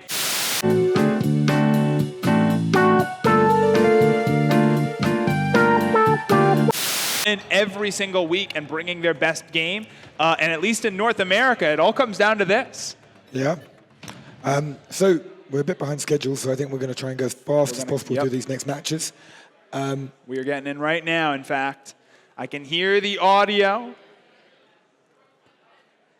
We will be getting into this matchup very, very, very shortly.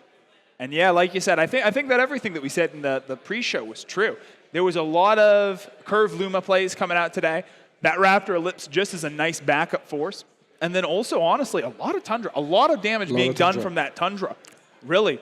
It is such a fast weapon, and it is so unpredictable due to the little lag that you get when you're actually firing it off initially. It is just enough to set your opponent off. Just to speak a little bit to our venue here, we do have a lot of demos going on. I did talk to the 11 table tennis devs who are set up here during our break. They have a brand new, totally not beer pong, totally a normal beverage pong game that you should absolutely go ahead and try. Also, a lot of indie devs over there. Be sure to check it out as we get into our disconnection round for this first matchup. Players are testing things out, and we will jump right into it. It's not beer pong. It's a totally new game, which doesn't involve drinking. There you go. It's a totally PG-13 game. There's no reference to anything there. But if you were to make it a drinking game, no one would stop you. No one would stop you, unless you're under the influence. I do hear Luma shots going off. I do believe we are ready to jump into our third place match, our NA Finals. Let's hear some hype for North America!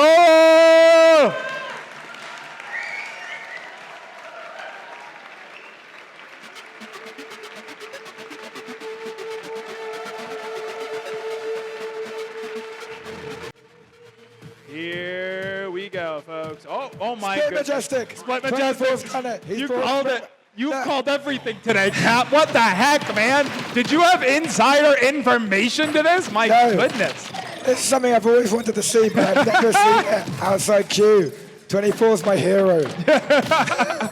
But yeah, Josie Owen ahead and bringing the Fastball Hurricane, Majestic Nade, and that Viper Ellipse, which honestly, the Viper Ellipse representation today has not been as high as I was expecting in a grand finals like this. We are It needs a getting into buff. We'll get there, Rudy. Yep, but overall for both these players, very 4-second cooldown builds, very nice. I just felt 24 hit the ground there trying to dodge those shots. Yeah. As you can see on those cams, the amount of dodging required from both these players is pretty incredible. Ooh, okay, Josie getting hit with a little bit of damage there. Both these players doing a great job of keeping those Aegis shields in rotation as much as physically possible. Trying to minimize the amount of damage you take, and honestly, it's poke damage from both sides so far. Ooh, nice turn there from 24 to dodge the to dodge the Viper, but gets hit with the Majestic there. So 24's really going to try and push Josie to the front of his podium to be able to use that split Majestic. It does so much damage when it lands. Yeah, yeah. There we go, especially with everything else. Doing a lot of pokes is a very good spot to be in when you're using a weapon like the Viper that's able to do just so much damage. Ooh, very nice. 30 seconds left on the clock. Josie has the advantage in health in this first round. Oh. Looks pretty close. One bullet's going to do it. Ooh. We're hearing that Majestic go off. I thought he was taking damage for a second there. All right. 10 seconds left on the clock. The pressure's on 24. Can he get it back? I think 24's got the advantage here. Oh, he does. You're right. Oh, my goodness. There you are. And 24 taking round one With split Majestic. with Split Majestic. Amazing, what a hero. Incredible. Incredible. But, you know, he's not using it very much at all. So, essentially, he's playing a 5-weapon build, Yeah, that is reducing the true. cooldowns of everything else. So, you know, in a way, that is still a pretty good strategy. Oh, look, he brought it, that's enough. I'm not going to force him to use it. Like, Yep. come on. Yep. Well, yeah, I say that, but he did pick it up. He can hear the commentary. Oh, yeah. Oh, there we go. Sending it off. Actually managing to do some damage with the Majestic. What is happening? It does so much damage when it lands because it's 3 Majestics which all do damage to it at the same time. There you go. Doesn't even want to have to worry about those Hurricanes coming down very hard. You can see him sliding across the ground in order to dodge. Ooh, there we are. The Curve Luma. The Curve Luma coming through twice. My goodness. Oof. Oh, there we go. Oh, no. 24 taking a lot of damage from the Majestic behind him, but in the last minute, Josie's going to have a lot more damage come out. Yeah, Josie needs that to happen 4 more times. Hey, that's in the last minute of a game. That's not surprising, so let's see it.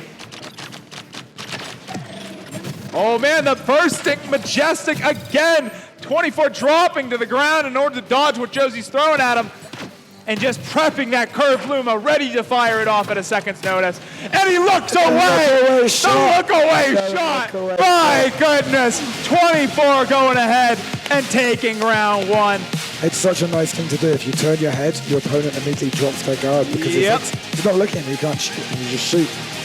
But he brought Split Majestic. I mean, I don't care And what he did happens. damage for He's a Split hero. Majestic. He did damage, and honestly, you know, very similar in use to the Super Majestic, where if you get on the front of your podium and you're able to hit your opponent right off the bat and scare him backwards, that can be a very effective move. So I would not recommend anyone at home trying to bring the Split Majestic into your normal games. I But would bring it. It's fun. it definitely really fun. It's has bad. its uses for sure. And yeah, overall, again, just kind of prioritizing, cycling that Aegis shield, cycling out the low cooldown weapons from both sides. And that was a very well-played game from both sides Oh, there. brilliant. Brilliant play from both. Also, shout out to 24 for just making Q fun and interesting again by the influx of Bunker and Split Majestic we're going to see. Yes. Yeah, you're absolutely right. We were talking over dinner last night of trying to gaslight the community.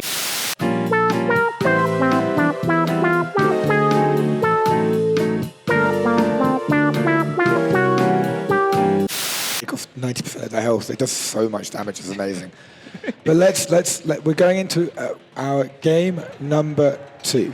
Yes. What do you think we're going to see for a loadout swap? I would be surprised if I didn't see Nova Hurricane come through at some point. At some point from Josie, for sure. Yeah. Well, I mean, that's just a signature when it comes to this matchup, for sure, from Josie's side. Being able to essentially punch through 24's aggression when he gets to the front of his podium.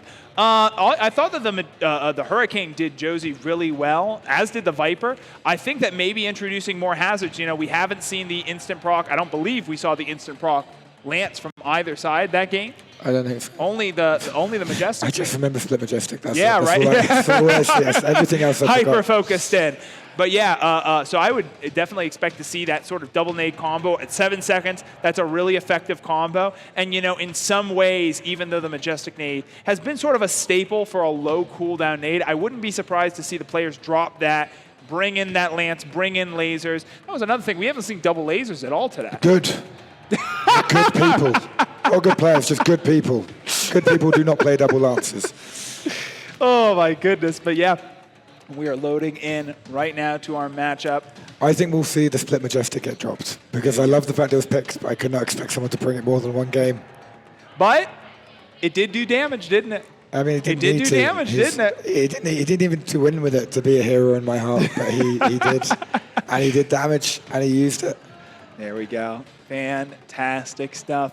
Of course, for more information, do check out Blaston. It is a free-to-play game at this point. You can download it today and immediately jump into queue and start playing. And you can finally figure out what we are so passionate about casting about. Seriously, it has never been a better time to join the Blaston community for sure. I do hear the silence of music, and that means that we are loading into our room. Yeah. Oh, there's nothing more than I love within the Blaston community in terms of VR esports. It's absolutely amazing. It really is. And as far as, even alongside some of the other games, when it comes to the intensity of play and how much I am dripping in sweat after a normal session of Blaston, very few games can get up to that level of physical engagement. And hopefully you've seen it here today, both you guys here in person. Again, thank you so much for coming out and supporting our players, but also everyone who's able to see those cams. I mean, you could see what it actually looks like for 24 to slide across the floor, which is pretty incredible to see in person. Oh, yeah. All right. We're getting into our disconnect round. Into his 24 is so confident. He's just chilling. He's just chilling. There you go. That's how he's going to play the whole match, folks, just on the ground like that. If that happens, I really hope Josie wins because I can come back from that. We will see. EU for the win. Yeah. Oh, no. That's Sloyd there, who is pretty much responsible for all of the admin within the Blaston League. Yep. My name's on there, but he does all the work. Really does. And it's really hard to understate how much work and help he's done to making this event happen. So big shout out to him. Well, and big shout out to EU. We're #1, boys. Well, and on top of that, can't express enough everyone else who also is not up on this stage, who not only participated in the season, but also who was participating in our finals that happened 2 weekends ago. Really appreciate them coming out. We are getting into our match here, so can I hear some hype? Woo! As we get into game 2 of this set. And we get to reveal the weapons. As I said, Nova Hurricane, but not from Josie, coming out from 24. Okay, so Nova Hurricane, I like it because it's good against Hurricane. It's a direct counter and can snipe nades. Yep. I don't know why you don't like it. I think it's a great weapon. Yep. And Josie bringing something that he's brought quite frequently. We're heading back to a meta that's almost a year old with the Hammer Nade, the Hammer Ellipse, and the Viper Ellipse. Solid weapon choice here. He has defined doing these layers of bullets, the clamps, making sure that we can get that ideal placement. And there we go. And doing a bit of chip damage. 24 just managing to get underneath that Viper bullet. Josie is the best or joint best Viper Ellipse player in the world. We're going to see a show here. And Josie also just can sometimes do this thing where he manages to dodge everything while barely moving in his play space, which is always truly incredible. Huge amount of damage coming out from there. Coming out from Josie there. Oh, the Luma bug. You drop the Luma and you can't catch it again. That's unfortunate. Oh, no. Resolution games, please. Oh, nice duck there from Josie. Getting underneath that Luma shot. And you can see those Novas. Oh, the smaller version. Huge Viper damage coming out from Josie onto 24. Last 30 seconds. 24's got to get some movement going here.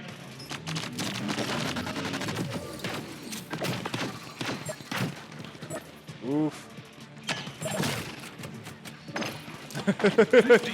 24 again with these quick turns. Baiting his opponent into thinking he's not paying attention. Oh, no. Well played there. Josie gonna go ahead and take round one. You know what's interesting, though? Those no-look shots, I think the first player to do it the best was Josie with the frostbite. He'd turn around, have your back to you, and hit you with a snowball. That was stylish. I hope that all of you in Twitch chat had that clip button at the ready for sure, especially as we head into our grand finals. Ooh. I don't think that Josie actually fired off the Viper there. I think that was pure intimidation on 24. It's about sending a message. Yeah, exactly. All right, using those Nova Hurricanes for defense. Big chip damage coming out on 24 here. Ooh, there we go. The curved Luma coming out. There we go. On honestly everyone today, but just to call out Josie, just so effective when it comes to those drop blocks. Again, a lot of the techniques that you're seeing here take years of practice in order to build up. And being able to do it while making it look that easy is truly insane. You say years of practice, but I've been playing for years and I can't do it. So. Yes, same. All right. There we go. 24 keeping that shield, ready to drop block just in case. There we go. 24 actually has the health advantage here. Yeah, he's got the pressure's on Josie to get it back in the last 45 seconds. Ooh, all right. Even more damage coming out from that Raptor Ellipse onto Josie. But he has the setup. 30 seconds left on the clock. That's all the time in the world. Ooh, all right. And big chunk of damage coming out onto 24. In the last 20 seconds, I can't tell who has the health advantage here, folks. 15 seconds. I believe it's 24, but one bullet will make it go either way. All right, one last clamp coming through from Josie. We'll see if we get any poke damage. Any poke damage, any poke damage at all. Could be the decider here. And what a Viper Ellipse shot to finish out that match. That game, sorry. Josie ties it up 1-1 with some amazing Viper play. Oh my goodness, and we are 1-1. Again, these two players constantly matching each other blow for blow when it comes to these extended sets, not only here today in Denver, Colorado, but also pretty much every single time that they've played.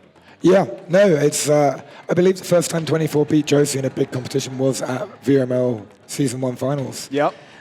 So, it's great to see the rematch. I really like the Nova Hurricane pick. The problem is that Josie switched up his build into a build which nothing gets countered from it, save a few nades. You're playing against bullet hell, so it's not really good at blocking those bullets.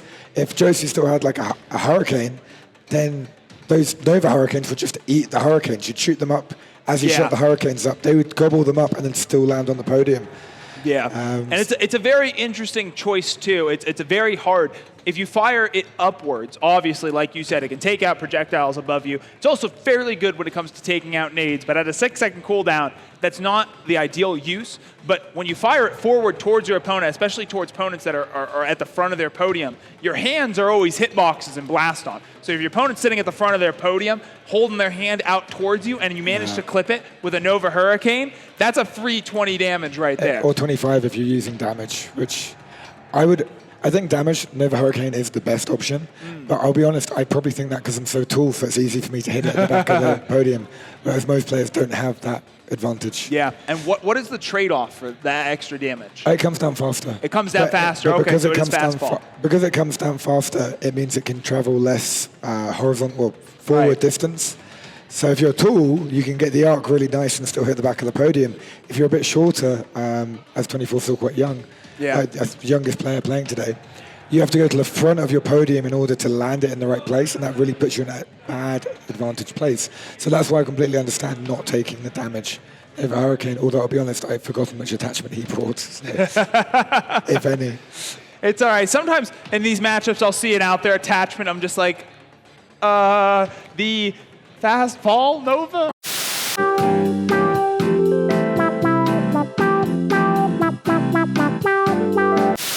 Yeah.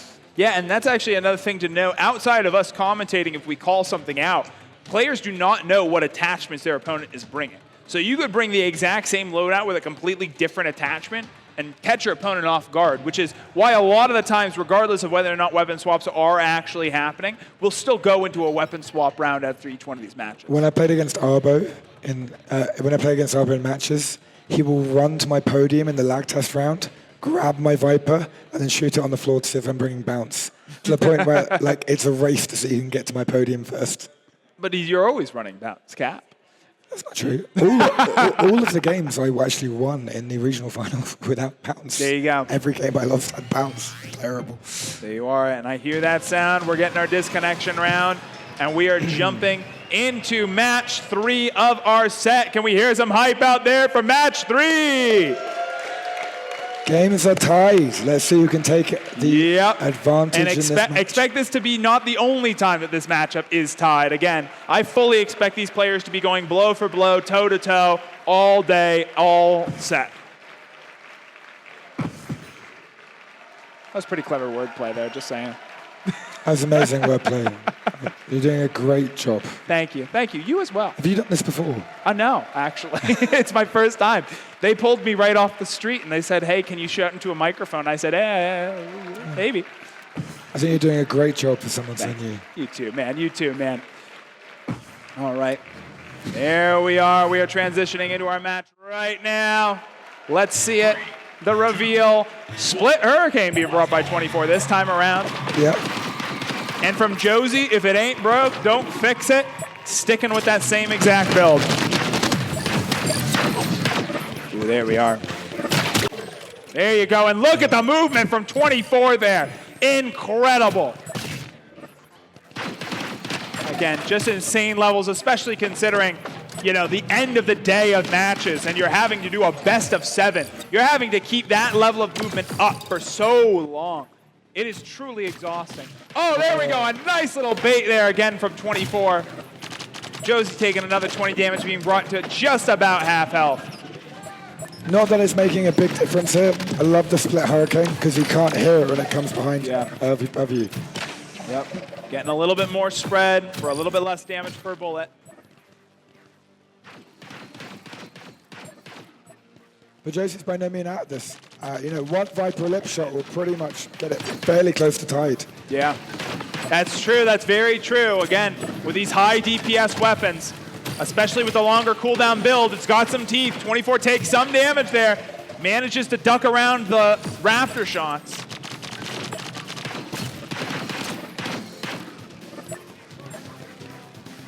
There we go. And Josie has the setup.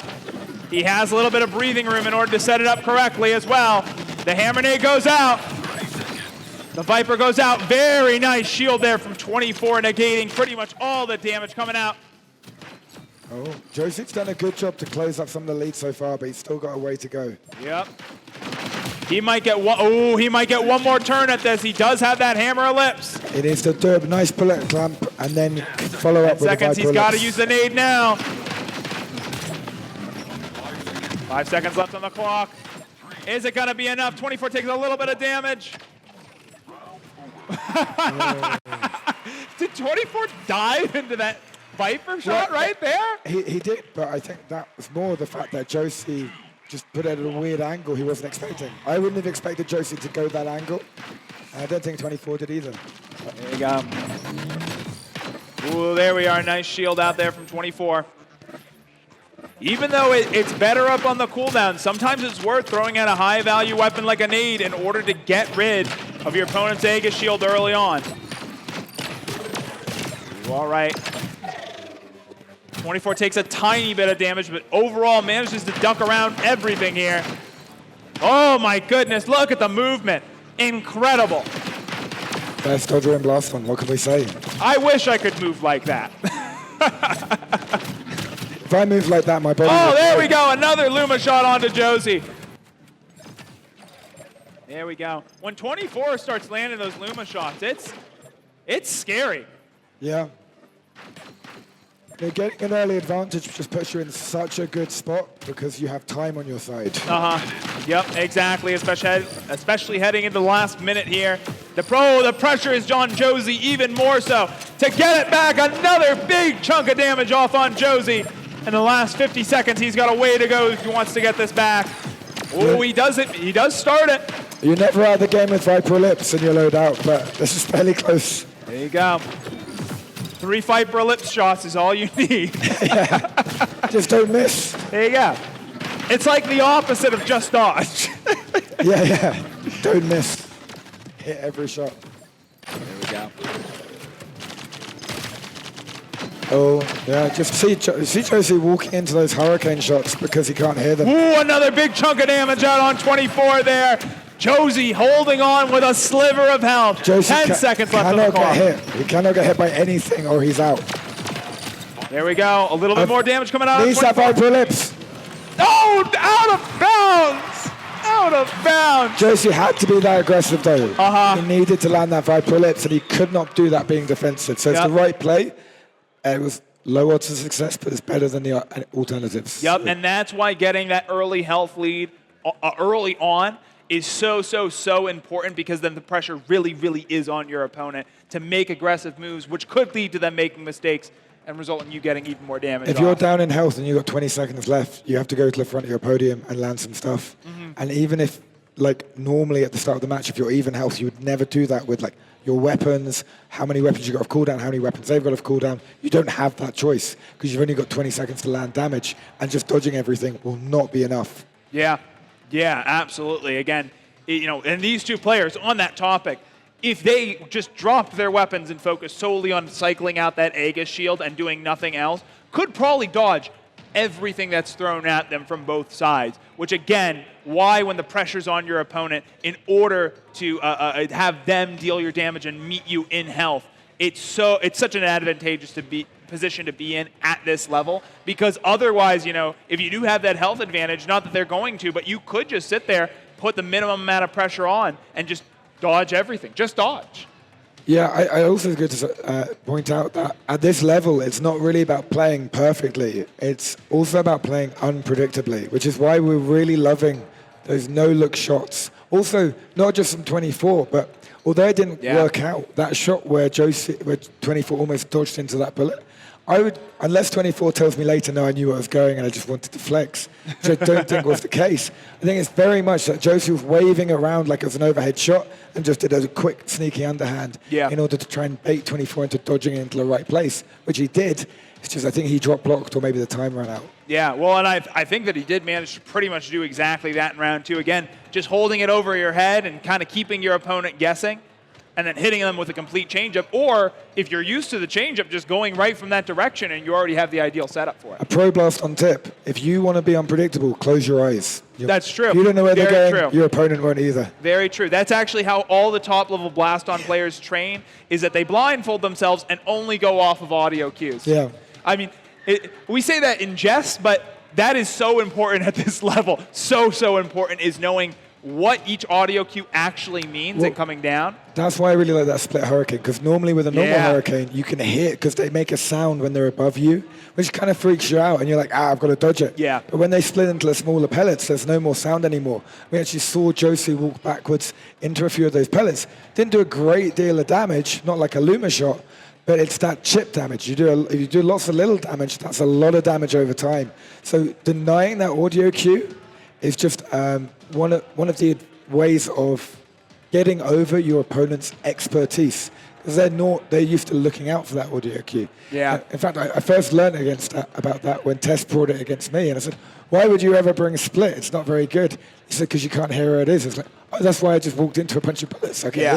it's much better than I thought. Yeah, absolutely. And on that topic, too, there is a small little audio cue of when it bursts, and that gives it just a little bit more height. So if you Yeah, can it pops up. find a way to triangulate that sound back to its origin and then add a little bit of distance on top of that in your mind's eye, then you can go ahead and dodge it without looking, which that subconsciously is the level that these players are at. Just use sonar. Like, Just come use on. sonar, yeah. Dolphins can do it. Why can't you? Well, that's the reason they're the second smartest animal on Earth.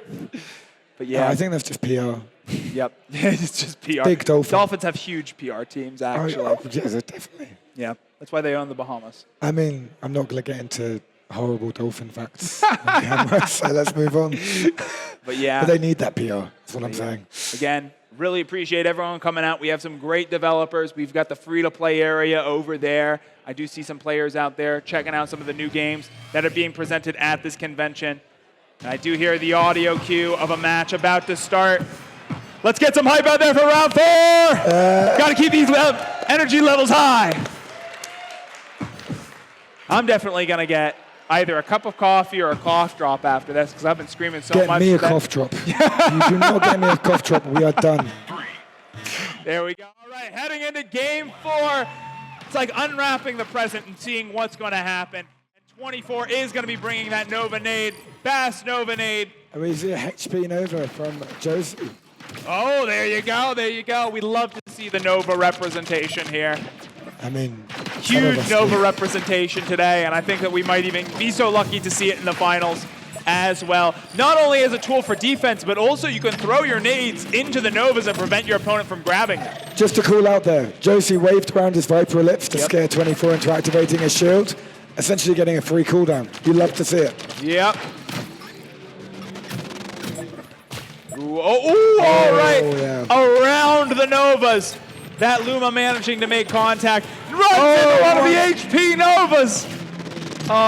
The roaming herd of Novas traveling across our screens. Well, that's one of the lovely things about HP Nova against 24. He moves around so much, he might walk into one. It's like when they used to run Majestic Nade tech against him. They just fire it right on the podium because he gets so low. Oh, Avalanche Nade. Whoa, What's the big whoa, one? my Oh, goodness. Zap damage coming out on 24 there for the Majestic Nade. the no-look Nova Nade shot. Oh, heartbreaking, really. All right. Nice line, but the curve means that 24 can not only get around the Luma, but it also means that Josie doesn't necessarily know where 24 is. Those Novas block vision both ways, unlike the bunker barrier. Yeah, and it's very easy to curve those Lumas around those Novas. Yep. And man, again, Josie, the king of minimal movement when it comes to these extended sets especially. Oh, that's so nice good. jump out of the way of that Nova nade, my goodness. Again, the movement from both these players is nearly impeccable. Josie's down. He needs to get a damage. And There we go, and Josie going ahead and taking round 1. I stand corrected. I thought Josie was losing now. Very well played. Very close. I couldn't tell who was going to win. Ooh. Spooking him just a tiny bit. Oh, a lovely shot. Do it again, Josie. And again, those Novas, they're not only a defense weapon, they're also a great hazard to be putting onto the arena, fencing off so much area, if only for a short period of time. I do just want to shout out how lovely these curves are. They're so accurate. And they just Oh, yeah. come in so naturally. It's like a right hook. It's crazy. And let me tell you, 24 has the skills to be able to dodge it, but someone who has gone up against Josie before, it is not surprising for me to take 3 Viper shots right off the bat in the match and immediately lose. Oh, and another Viper shot coming out on 24 there. Oh.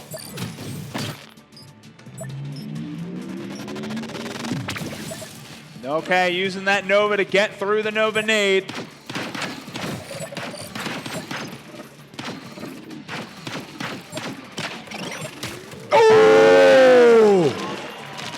It hurts. It hurts. It hurts so good. I'm living vicariously through 24. I can feel the Viper hitting myself from the casting desk. I'm living through Josie, so this is amazing. Oh my God. Oh, yeah. You okay over there, Cap? We get so much into these matches that's really how it is. Yeah. Oh, all right. But a little bit of poke damage coming out on Josie. Last 15 seconds. Don't step backwards, 24. No! And Josie going ahead and taking game 4 of our set. Incredible plays from both these players. Yeah, this is why I said that Josie, one of the best Vipers, the only other person who competes with him as the best Viper in the world is Tesseract. Oh, and man. he showed us there. I was going to say, Woody? Woody? Don't make me make enemies on stream, but no. I'm sorry, like what? We can't include everyone. We can't include It's everyone. those two. But yeah, no, that was really immaculate. And yeah, I mean, for the last 3 years, Josie's been whipping that Viper Ellipse around, and it never gets old. It really doesn't. That and the Hammer Ellipse, regardless of the meta changes, regardless of what balance changes occur, always seem to be the two weapons that constantly are prominent in each meta. All right, and there is currently a raffle going on. I am being told anyone whose tickets end in 3, 5, and 7, if I'm getting that right from broadcast, can collect a prize. Where should they go, broadcast? To the door, to the door. You got Nightfire waving his hands back there like he just don't care. 3, 5, and 7. Get it. First come, first serve. Whoever's tickets match those numbers, you're going to get a nice little prize there. And yeah, I mean, look at this scoreboard constantly. I told you it was going to be tit for tat today, and it is 2-0, 2-0, 2-0, 2-0, 2-0. It just depends on what side each one of the scores is occurring on. That is true. Also, just a shout out for people new to Blaston. Viper Ellipse shots, they will curve and they will land exactly where you place them according to your movement. Because I've had people in the past ask me, oh, so the homing sniper. There's not homing. You put a worse player out here, it will go away from the podium, it won't land at all. Right, but it almost seems like it's homing when it's in the hands of someone like Josie. It's just so years and just muscle memory and skill, which is why it's so amazing to watch, because you know how much skill is involved, and I'm genuinely blown away by this level of skill we've seen today. Yeah. And that's a good point, too. You know, a lot of the stuff that we're talking about, a lot of the stuff that really requires a ton of practice, you sitting there and, you know, going through years and years, it really does come down to muscle memory, like so many virtual reality games do. It's one of the unique things about being part of this medium that I think firmly sets us apart from stuff like the pancake games, the normal VR esports, is that so much emergent play exists just in the fact that a physical person is having to perform these movements constantly over a 7-game set. Yeah. Monty Ban, the winner of a raffle, it seems. There you go. Very jealous. I do take bribes. I'll say nice things about him if you give it to me. Woo. Yeah. But all right, and I can't comment this headset enough. Honestly, HyperX is our sponsor for this LAN event. Again, I got this headset for the first time. Well, I didn't get this. I don't get to keep this. We don't get to keep them. Well, you don't get to keep this now. So you got to run out the door if you want to get away with it. But no, genuinely, it's. I mean, you can hear my voice super clearly. I am heavily considering switching over to this microphone myself. If you can hear my voice on stream, that is a miracle in itself, and that should say enough. Yeah. Because as soon as this comes off, no one can hear me. All right, though, folks, let's get into round 5 of our first place matchup, NA Grand Finals here. Okay, and so we're seeing the bunker making its reappearance. And we're seeing Josie with the frostbite. Josie is the best frostbite player in the world by a huge 24 with the movement sliding across the floor. Come on, what's not to love? It's such amazing movement to see. It's fantastic to see these people in person. Oh, truly. But yeah, bringing in that bunker barrier, probably expecting to see the Tank Nova come back. But yeah, Josie has now switched into a much more aggressive build.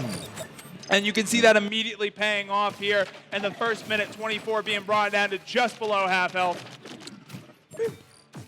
In the regional finals, Josie really struggled with that bunker, but he was running straight Luma. That Viper Ellipse is really going to help him, so he can just curve it around the wall. Yeah. Once again, proving my point, bunker is not a good weapon. There we go. But even a bad weapon in the hands of a skilled player is useful. Yeah, he won with Split Majestic. There we go. Nice little draw block there from Josie. Really trying to get the most use as he possibly can out of his weapons and block everything coming out from that Luma. 30 seconds left on the clock, and Josie's looking pretty dang healthy here. Yeah. Nice. Again, the movement from 24 is just incredible. And it's incredible considering he's not playing in his preferred environment. He's not used to hardwood floors, not used to playing in trainers. It makes such a huge difference. Yeah. 15 seconds left on the clock.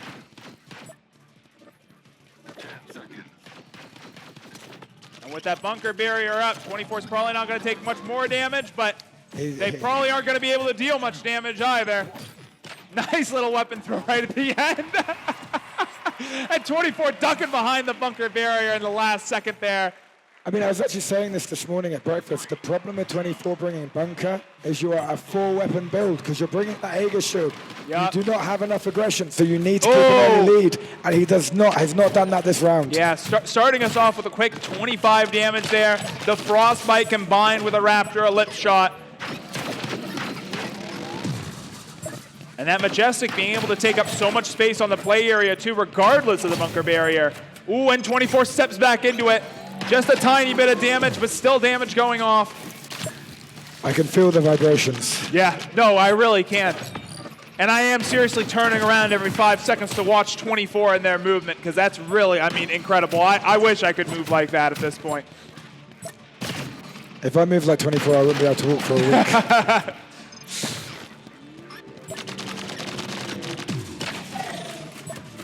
At this point, I don't think 24 should be using the bunker. He should just play 5 weapons because it's 8 seconds he spends and it doesn't really block anything that Josie's providing. Well, I will say that it blocks a lot of the hammer ellipse shots for sure. Ooh, but 24 ducking through one of those clamps. Josie does take a little bit of damage though in that trade in the last 50 seconds. This is still fairly close, probably about 30 damage off. Ooh, all right, big damage coming out from Josie there with the Frostbite. Frostbite has the same freezing effect that the Tundra does as well, so there's a bit of disorientation when 24 gets hit. Honestly, top players are used to it. I don't think it affects them too much, but I mean, 24 has to land 3 Luma shots. That's what we're going to count. That's one. No, that needs 3 more. Okay, so. That's two. No, that's not 2. Now it needs 2, probably. But in 15 seconds. Oh, no! There we are, and Josie going ahead and taking game 5. This is now set point for Josie. I don't think 24's build that bunker could play against a harder loadout to play against it because everything save the Frostbite can curve around that wall. Mm-hmm. You know, the hammer ellipse shots, they can curve around in a clamp. The Viper.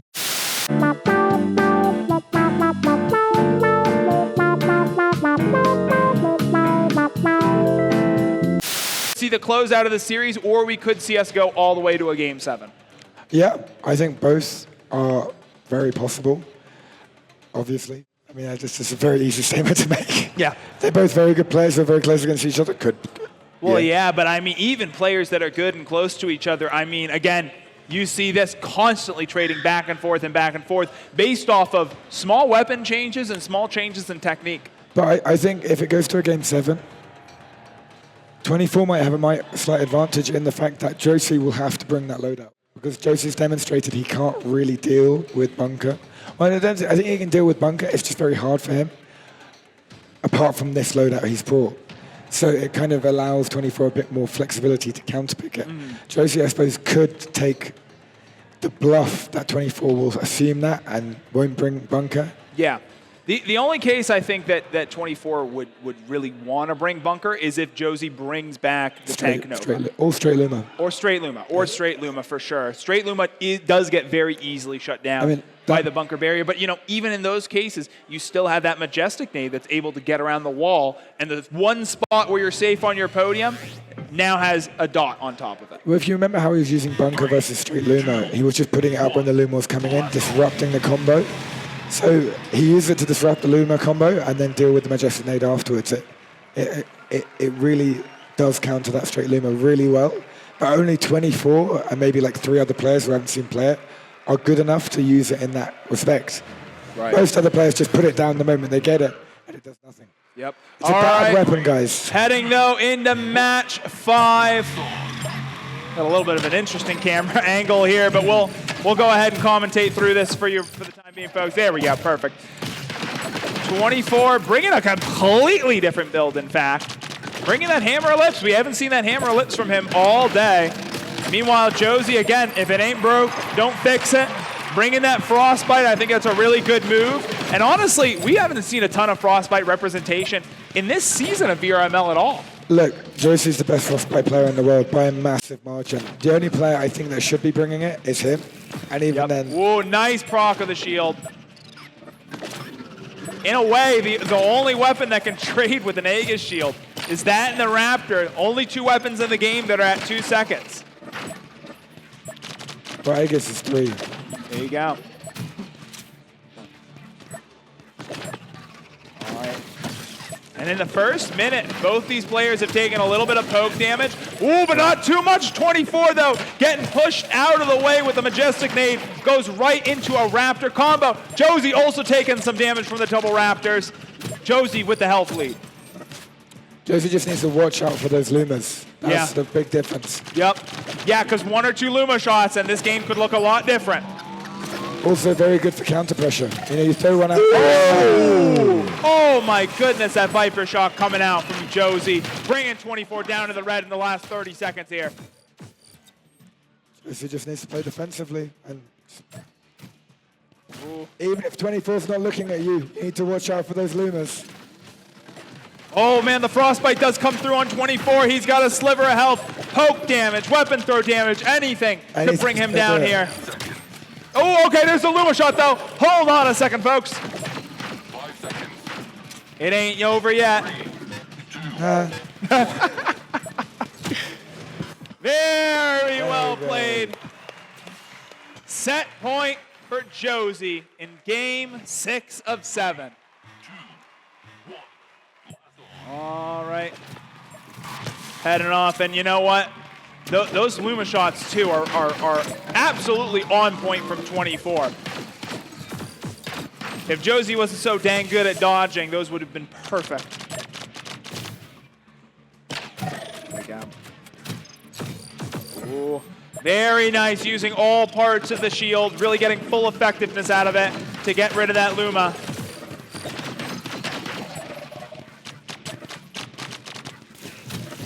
Ooh, nice Frostbite going through the wall of bullets. Again, managing to find the one spot where it wasn't going to collide with a bullet. It's actually really hard to aim the Frostbite. It's not point and click. You have to throw it physically. Yeah. Actually, you know, out of everything, the only weapon in Blaston that isn't just point and click. I guess except for nades, huh? I won't call you on that. There we go. That nade, if it would have popped just a little bit sooner, would have been right on top of 24's head. We're going back and forth. 24 taking a little bit more chunk damage.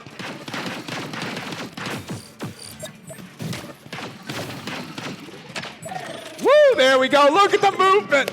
Look at the movement from 24, though. My goodness. There we go. Truly incredible. It's just marvelous to watch. At least now I know how he can dodge everything that's coming towards him, because it's been a burning question for me for about 2 years now. No, I'm still going to say it was hacks. Ooh, okay, there we go. The Luma coming out on Josie. 15 seconds left on the clock. He's got a ways to go, but the health difference isn't that much. 10 seconds left on the clock. Watch out for that Frostbite. Yeah, he's got a bit of a setup. He's got a bit of a setup. Oh no! And the Viper shot coming through. And like that, Josie winning the set for 3rd place and the NA Finals. Great, fantastic, fantastic game from both these players. Amazing. It was so much fun, 24, to watch you rolling around on the ground, and dodging everything. Honestly, I was kind of taking a dip back every 5 seconds in order to watch him when I was seeing him dodging stuff. I mean, a lot of people, I think, thought that this would be the grand finals match, to be honest. And, I mean, that kind of showed why. They're just such good players at the top of their skill level. I mean, I was blown away by some of them. But what it does show is that the best weapon in the game with 100% win rate is Split Majestic. Yes, actually 100% of the matches that was brought in, he did win. So yes, absolutely, go run Majestic. It is a good weapon. Do not listen to the corporate propaganda. Yeah, no, it tells you otherwise. It's the best weapon in the game. But yeah, no notes. But truly, truly incredible. And you know, I have seen in these extended sets is really when Josie starts to shine towards the end. And I mean, those Viper shots were just brutal. And even when 24 managed to close out most of the distance, you know, 1 or 2 Viper shots were coming through. And it went both ways, right? 2 Luma shots, and then a lot of those matches were looking completely different for Josie. Yeah, also, like, shout out Josie's Frostbite. It's genuinely really hard to be able to accurately throw them. But to be actually throw them through clouds of bullets and still hit, it's so hard to put into words to people who haven't played this game how much skill and how impressive that is. Also, they are probably knackered. I'm knackered just casting this. They've been running around, jumping up and down. Yeah, and considering that this is usually happening after an entire day's worth of gameplay is just incredible. But we're going to go ahead and start setting up our next match. We are on a tight schedule here. Yeah, here. I mean, it'll be a conversation between us, but... Whoa, we got something going on over here. Back up. Post-game interview, I see. I know. Ready to go? Hello, everyone. Alex VR here from Between Realities at VRMLCON 2023, and I am joined by Josie, winner of the 3rd place prize here in the Blaston tournament. Congratulations on the 3rd place win. How are you feeling right now? Thank you. Pretty tired. The other finalists here know, and the various Blaston people that came to watch know how physically demanding it is, especially playing other people at your level. And 24 is no exception, but it feels good to win. First time beating him in VRML, so. Awesome. Congratulations on that. Obviously, this is not your first time going up against 24 in Blaston. Is there anything that you did differently to prepare for VRML this time around? Yeah, it was just like a week or 2 ago where he took me out in the regional finals and sent me down to play Wesso. And in that match, I was going for more hard counters, like Collision Hammer or Vandal, to destroy the bunker, but he was placing it halfway through my attack, and it disrupted me. And so I wanted to create an attack that I could continue doing with his bunker in place. So Hammer accomplished that well. Excellent. And for anybody out there who's looking to get into the competitive scene, what's a word of advice that you think would really make a difference taking you from that amateur place to the professional place? There's a few weapons, particularly the ellipse weapons, that are harder to get good at. At first, you might be kind of frustrated. I remember as a beginner, I used the straight version of the Viper because the Viper ellipse was too hard to control. But it's worth the grind. I think these weapons are some of the most valuable weapons to know high level. And so you have to take the long grind over sort of the easy win of using straighter weapons all the time. And so I'd say that's my advice. Josie, congratulations on the 3rd place win, and we're looking forward to seeing more from you in the future.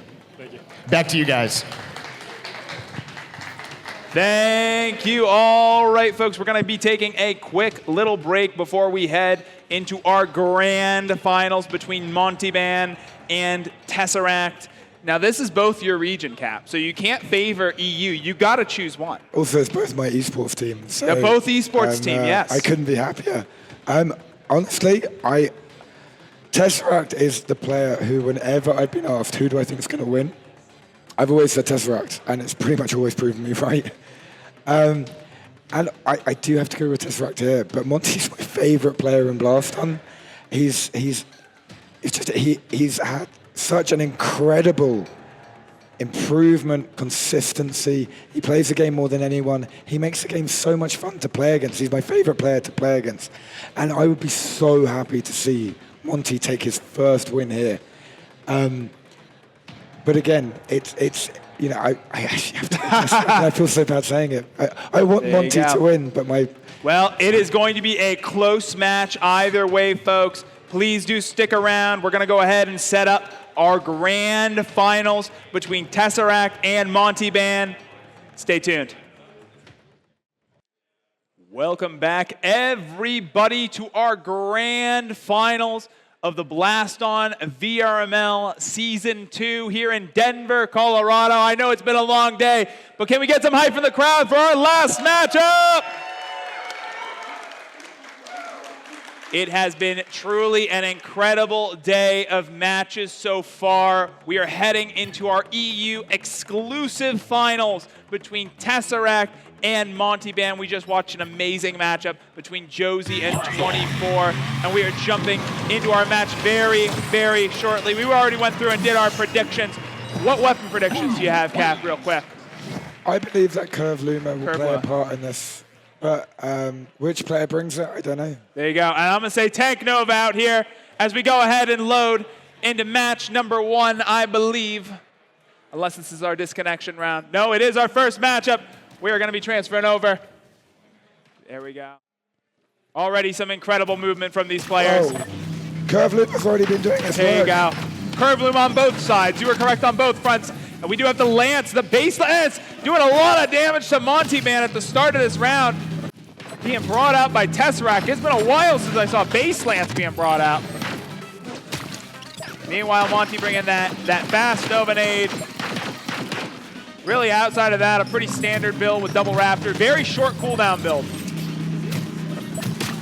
Ooh, there we go, getting hit by another Curve Luma. Both these players have taken a lot of damage in the first minute. Ooh, there you go, another big chunk of damage onto Tesseract there. It's funny, because in Josie versus 24, we didn't see any damage really coming out until the last minute. Heading into the last minute here, both these players are pretty close to the red. Yeah. You know, one Luma's going to decide it. It's either going to close it for Tess or bring it back for Monty. Here we go. Ooh, there we are. It's on the field, 44 seconds left on the clock. Those Lances are fencing off the middle of Monty's play area. He's going to have to dodge with the room he has left. But he drop blocked with a full Luma there, which kind of shows his defensive play style. Oh, there we go. Getting hit with another Raptor shot. It's only a little bit of damage, but it brings Tesseract down to the red as well. 20 seconds left on the clock, and it's so close that any damage could take it here. There we go, 50 seconds left on the clock. We have the Nova nade and the Luma that are coming out. Ooh, nice drop block from Tesseract there to get rid of the Luma. Hammer nade coming through, weapon throw damage coming through. Monty's with the sliver of health. Fantastic round from both these players. Tesseract going ahead and taking round 1. Just also a shout out, both these players arrived on the plane with me yesterday. All jet lags. I have no idea how they're still playing this well. There you go. Yeah, and honestly, they're playing so well. Without any latency, we're able to see them completely unrestricted from the EU region. There we go. All right, Tesseract didn't even want to take the chance grabbing that nade. Going ahead and sending out the shield. Monty getting zapped just a tiny bit by that Lance. Ooh, there we go. And some quick shots from that fast fire Raptor. That fast fire Raptor really being used effectively by Monty to go ahead and dissuade Tesseract's aggression.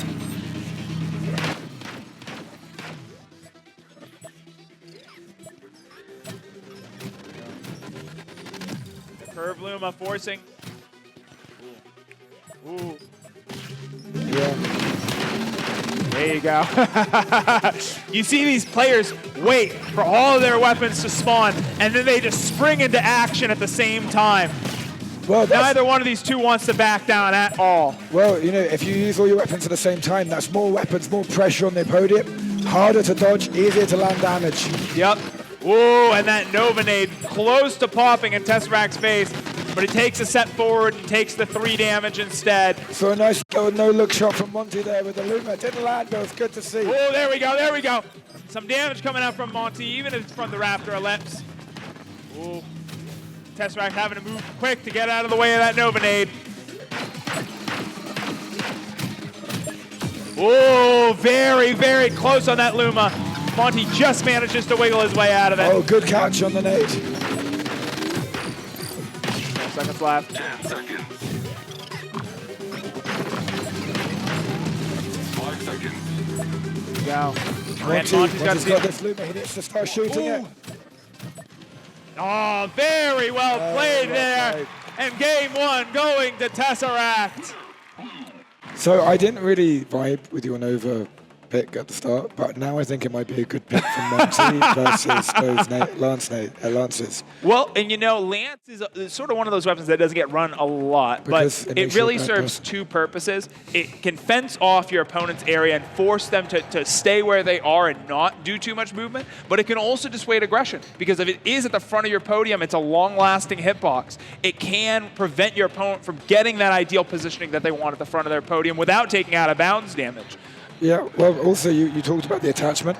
If you're using it for setup, this is the only attachment which makes sense, because fast lance has such a short cooldown. It's really used more for aggression. That is a follow-up weapon, not a setup weapon. Yeah.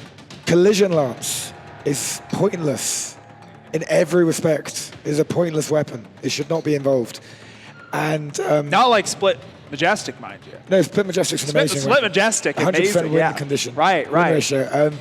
And then there's extra ammo lance, which again has a short cooldown, so it's just follow up and follow up. Right. So the no attachment lance is really the setup lance you want. Yeah, and we've seen a lot of players switch from the Lance to the Lancenade, especially with the fast proccing Lancenade, which we've seen a lot. But to your point, when it comes to setup, it's very unreliable, especially at this high level of play, because most high-level players know how to bait out a nade and then move to the other side of their podium, even if it's about to instantly proc off. Arbo slowly walks away from my nades while laughing at me, saying they're useless. Yeah. It's very frustrating.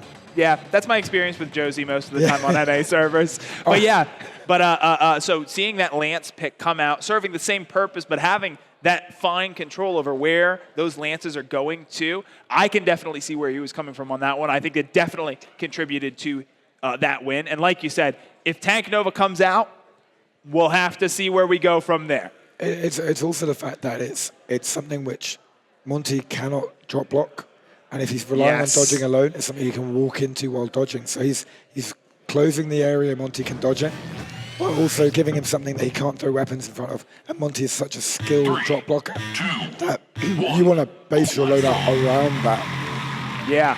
No, absolutely. And that's a great point, too. A lot of the most popular weapons, I mean, we're seeing it all day with the Luma, right?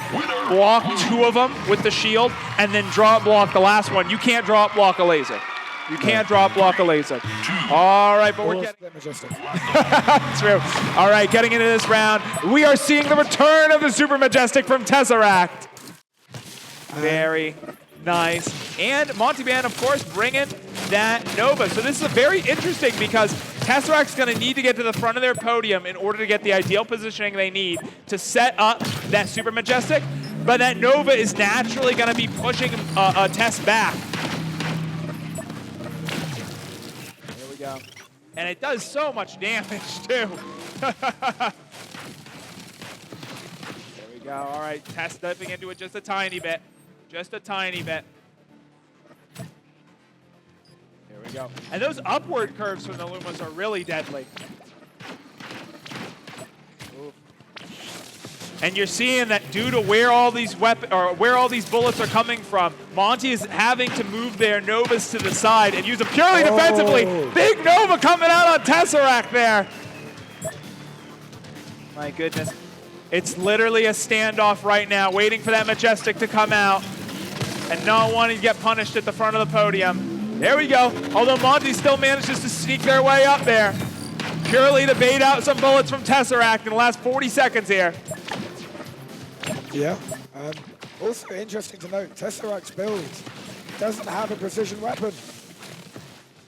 It's got his follow-up, his Double Raptor Frostbite. 30 seconds left in the clock. And again, like we were talking about before, even a small health advantage when you have a weapon like the Nova, it makes your life so much easier because the pressure is on your opponent to get it back. 15 seconds left on clock. Tesseract has the damage potential, but there's a wild herd of Novas heading towards him. Super Majestic goes down. Monty takes a little bit of damage, but it's not enough to close the difference. Luma coming out. Tesseract taking a little bit more damage. And there we go. Monty going ahead and taking round one. There was such control in Monty's drop blocking Such there. control. Like you could see that he had weapons he could throw in front of them, chose not to because he knew more was coming. Yeah.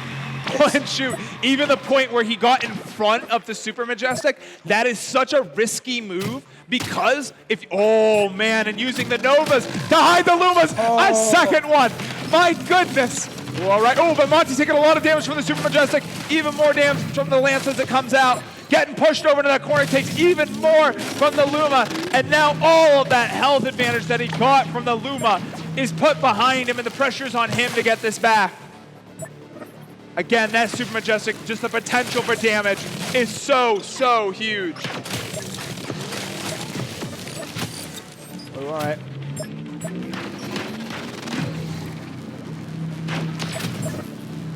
All right, puts down that Majestic after the Lance goes out. That actually gives Monty just a tiny bit of breathing room as these Novas help him out. There we go. All right. 1 minute. Last minute. Whew. A lot of damage again, especially compared to Josie in 24. So much damage being done on each side. These players are not afraid to really get in there and get their hands dirty. Monty trying to stay in that corner, but still getting zapped by the Super Majestic. He's got to get it back. There we go with the Tundra. Luma just needs to get a couple more shots. Just a couple more shots. That Super Majestic's on the field. 30 seconds. Super Majestic's with the mighty tasty. There we go. Big damage. Monty's taking a little bit more for that Super Majestic. The full combos coming out from Tesseract. If Monty's able to survive, he might be able to get it back here, folks. He might be able to get it back. And Monty is going to go ahead and get game two. Incredible matchup there. Both of our voices are starting to die at this point. Yeah, yours is really bad. I can't believe no one said anything to you yet. Oh my goodness. You didn't get me but confidence. what a comeback there. And again, you know, when you have that health advantage, we talked about it earlier, it is much easier to sit back and just negate your opponent's damage and keep on the pressure in order to avoid making that comeback with the curved Luma after surviving the onslaught of the Majestic Nade and the Lance Nade, or the Majestic Nade, the Super Majestic and the Lance Nade. Incredible, incredible match there from Monty. Well, and now I'm wondering, is this going to go the same way as Josie in 24, where we see tit for tat, tit for tat? Well, what I would say is, when I say that Monty constantly improves, constantly gets better, start of the season, he was not a good curved Luma player. Now he's one of the best, okay? Because he works on what he's not potentially top at, puts in the time, and then just comes out and does, shots like that. I will say that I think if Tesseract's going to run a similar build to that, I would like to see a precision weapon like a Viper Ellipse to go with him, because after the Super Majestic came down, after the Lance came down, he just had double Raptor Frostbite. Well, and I think that double Raptor was the expected answer there, trying to go in with that really hard damage. But, even if you hit with a bullet or two, it's not nearly as much as something like a Viper. And especially with the build that he's running with so much area of control, that extra 10 damage really does count. Well, it's an extra 20 damage, and you really want to capitalize on all of the investment you've made into pushing him into a small part. So just spending a bit more cooldown on getting a Viper Ellipse is a nice way of doing it. Yeah. But then you are making your build heavier, and it's already incredibly heavier with Super Majestic. So I fully understand why he's gone the way he has. I just think that he would have been better served with Viper Ellipse. Maybe even a Luma, but Yeah, and actually that's another thing to mention too, specifically in regards to the Aegis shield. When you're in Blast On, your next weapon doesn't start spawning until your previous weapon stops spawning. Yeah. So if you're waiting for a 10-second Super Majestic, your Aegis shield, you are not able to rotate that out nearly as effectively as you could on, say, the build that we saw the 24 running before, where everything's low cooldown, everything's below 4 seconds, and thus you can just keep stuff cycled 24/7. Oh, absolutely. Although the Super Majestic does have quite a lot of high cooldown, so you can just drop block really effectively with the gun. Yes. Yeah, I think it has the most health for a weapon in the game. It should. It's got the most cooldown. I'm paying 10 seconds. I want to get something back. True facts. All right, folks. We are getting into game 3. We are at 1-1. This is still anyone's game up until this point. Yeah, and Yep. all I know is EU's gonna win, and so is Fab.org. So let's go, boys.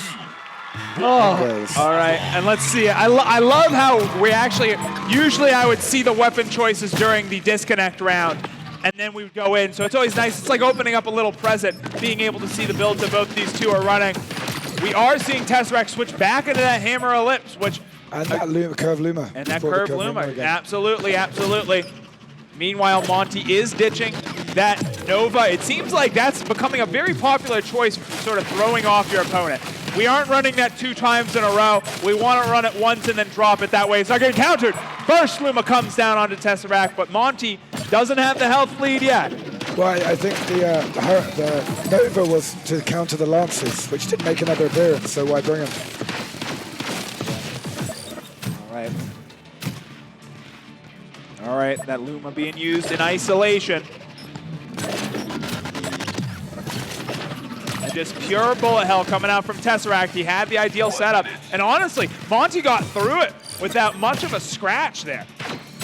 Yeah, I mean, Monty is an amazing dodger. There you go, yeah. And then again, you know, especially at this level of play, it is so important to be able to recognize the small gap that you have. And if that gap doesn't exist, trying to make one.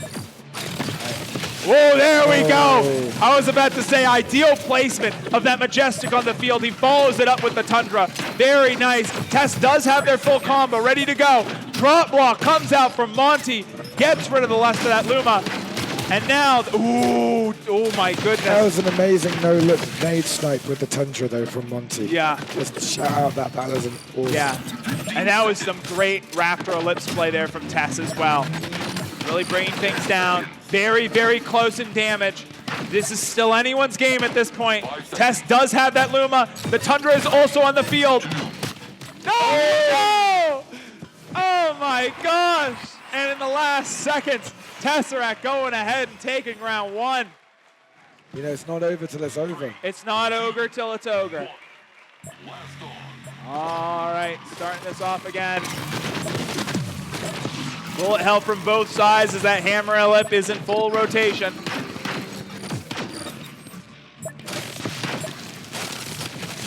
Oh, and you're seeing those audio procs. Again, trying to keep Tesseract on his toes.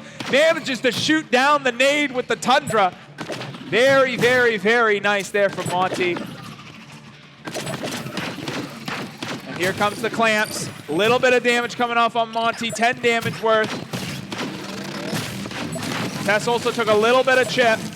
He's so good at sniping those nades with that Tundra. That is incredible. Again, he's making it look so easy, and I can tell you as someone who mains Tundra, essentially, he's making it look so easy. Tesseract getting hit on the very edge of his hitbox, taking that Tundra. And in the last minute, compared to the other matches that we've seen so far, despite the amount of bullet hell on both sides, very, very close match. Tesseract jumping up into the air on that one. Very nice.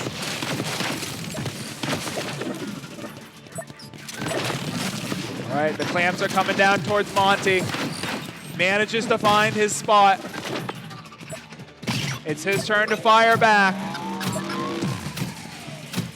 Just the movement from Monty on stage. He's moving so quickly, so aggressively, also in such a controlled way. It's amazing to watch. Yeah. All right, last 20 seconds. Tess still has the lead, but it is very, very close. We are 1 Luma shot off. All right, and here comes the combo from Monty. It might be a matter of timing in the last 10 seconds of the round. The Majestic goes down. 5 seconds left. The Tundra's there. Yep. The weapon throw goes off. Oh, unfortunately, it's not going to be enough. And Tesseract's going to go ahead and take game 3. Very well played by both these two as we head to another weapon swap. And yeah, despite all the bullet hell, you know, I'm going to go back to what you said earlier. Sometimes it's better to bring a build that your opponent isn't expecting because they've played against something like the Hammer Ellipse.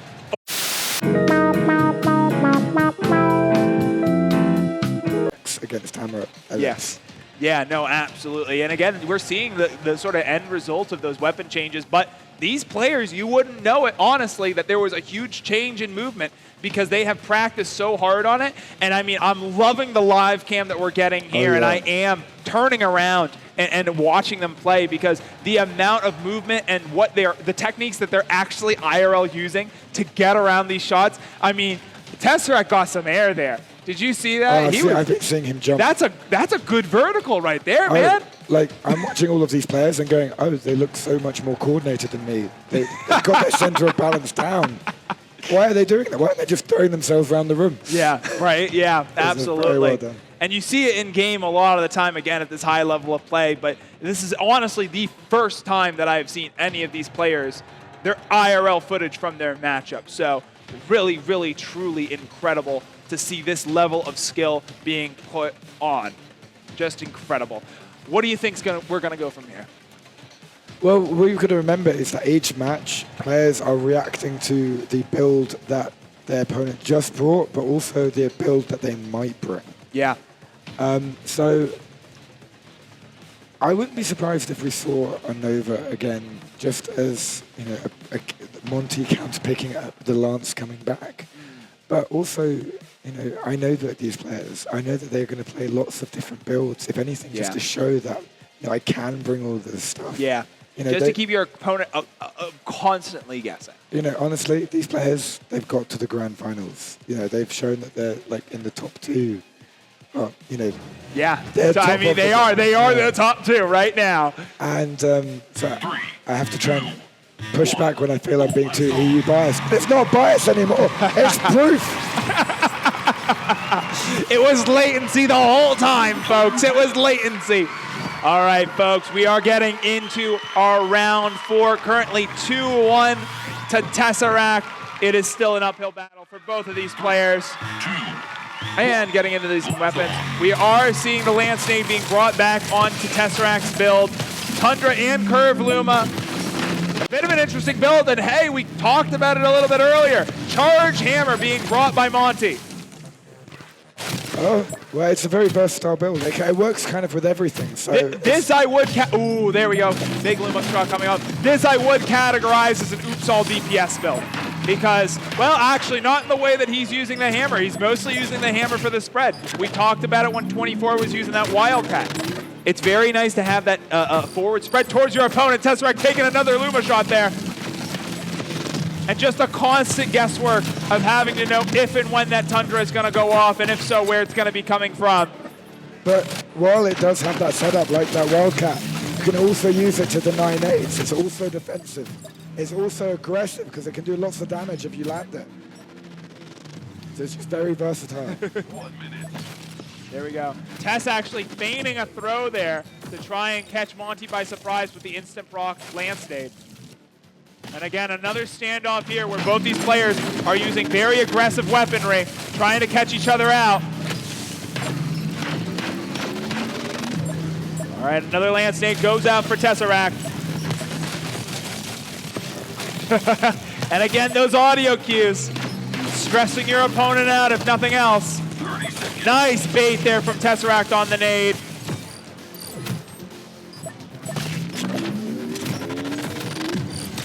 Oh no! Tess Monty stepping out of bounds, taking absolutely huge amount of damage between that and the Lance Nade.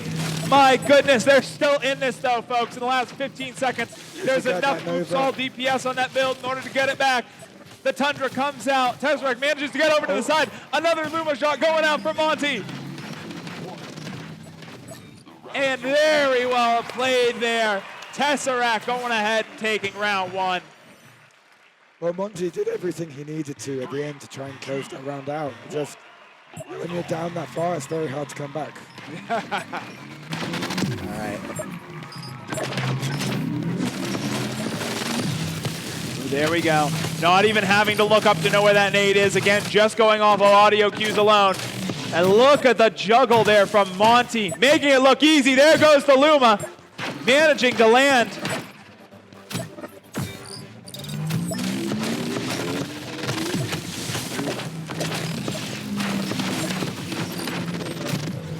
There we go. So much DPS coming out from both sides.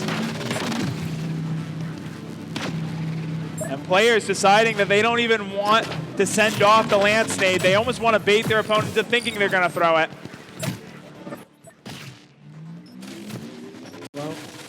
Nice catch there from Monty. There we go. Monty. 1 minute left on the clock. A Luma's worth of damage is all that has been done this game. Yeah, it really, like, Tess is still by far in this. One Luma, and they're equal. Yeah. That's all it is. There we go, another Tundra. Now it's 2 Lumas, and he's equal. There you go. Crazy. Absolutely insane plays coming from both these players. Again, just at the peak of their game either way. Whoa, nice dodge there from Monty. Again, moving his hands out of the way. That is something you have to worry about. The hands are the weak point. Oh, nice duck out of the way. It's an instant proc nade, but it's just enough time to get out of the way without taking damage. 15 seconds left on the clock. Oh, and another Luma shot coming out on Tesseract. There's a lot of damage coming out on Monty. 5 seconds left on the clock, though. And it does look like this round is gonna go to Monty. Well, this is where Monty excels. When he's got a lead, he knows how to close that lead out. He knows how to force you to the front of your podium and answer with counter pressure. Yeah, absolutely. And these players got a break, but they're both from the EU. Oh man, they're jet lagged. They're tired. They both want it though. A big Tundra coming out at the start from Tesseract. He has a solid health advantage, but Monty's already starting to work on him on that poke damage.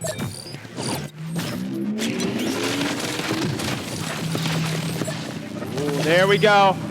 Managing to find his spot and sticking to it.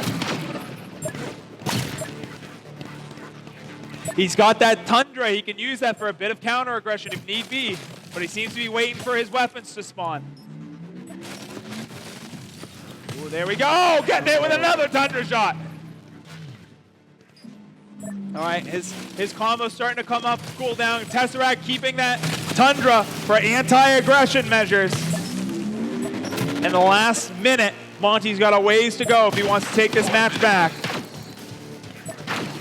It's a hard route, but it's not over till it's over. Monty definitely has ways back in. A few Lumas and he's right there.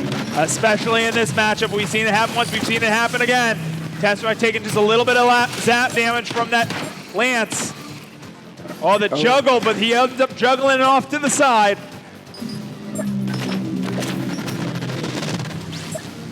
Ooh, all right. Ooh. A little bit of a visual glitch there, I believe. 20 seconds left on the clock.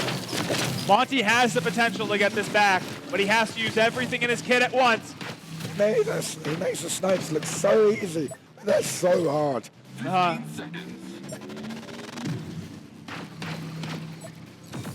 10 seconds left. That Aegis shield goes out. Friends a little bit of aggression. 5 seconds. Ooh, nice dodge there from Monty. He's not going down without a fight, and in the last second, he did land a Luma there. But Tesseract is going to go ahead and take game 5. 5, yes, 5. I was going to say, Monty looks like he looks so good. Tesseract always looks amazingly powerful. But it's just like half a year ago, no one considered him like one of the top players, but he really is showing. Yeah. He's there. Well, and the other thing, too, is you have to remember that there is pressure on both these players. Oh, yeah. And Tess has been to these events before. Monty, on the other hand, this is, like you were saying, their first real appearance in a grand finals of Blaston to the level where it is the grand final. Well, there was the VRLI grand finals, but that actually, he won by forfeit because Tess was too late showing up. Oh, no. But yeah, and what an amazing showing. That is actually our first matchup in quite a while that has gone 2-1 instead of just 2-0. So Monty definitely holding his ground in this matchup. We are heading, though, into a possible set point for Tesseract. Well, Monty needs to win, I think, every game. He needs to win every game Every from game. here on out. He needs to win, not every round, but he needs to win every game from here on out. And like that, we're turning up the temperature on the pressure cooker right there. Well, just remember though, last year's winner, 24, he was in a similar situation. In fact, a worse situation because he hadn't won a game yet. And he did pull the reverse sweep. And we've seen it time and time again in Blaston. Yeah, we do love a reverse sweep in the community. So it is still anybody's game, and with the way that Monty has been playing, I mean, proving that he deserves to be up here on this stage, it has been incredible. People need to stop sleeping on Monty. People One need of to the stop best sleeping on players in the Monty. world. This is your It wake-up shows call, it. guys. You got to stop sleeping on Monty. We're so sorry. Yeah. Should be. I know you want your rest, but you can't be sleeping on him. Come on now. Come on now.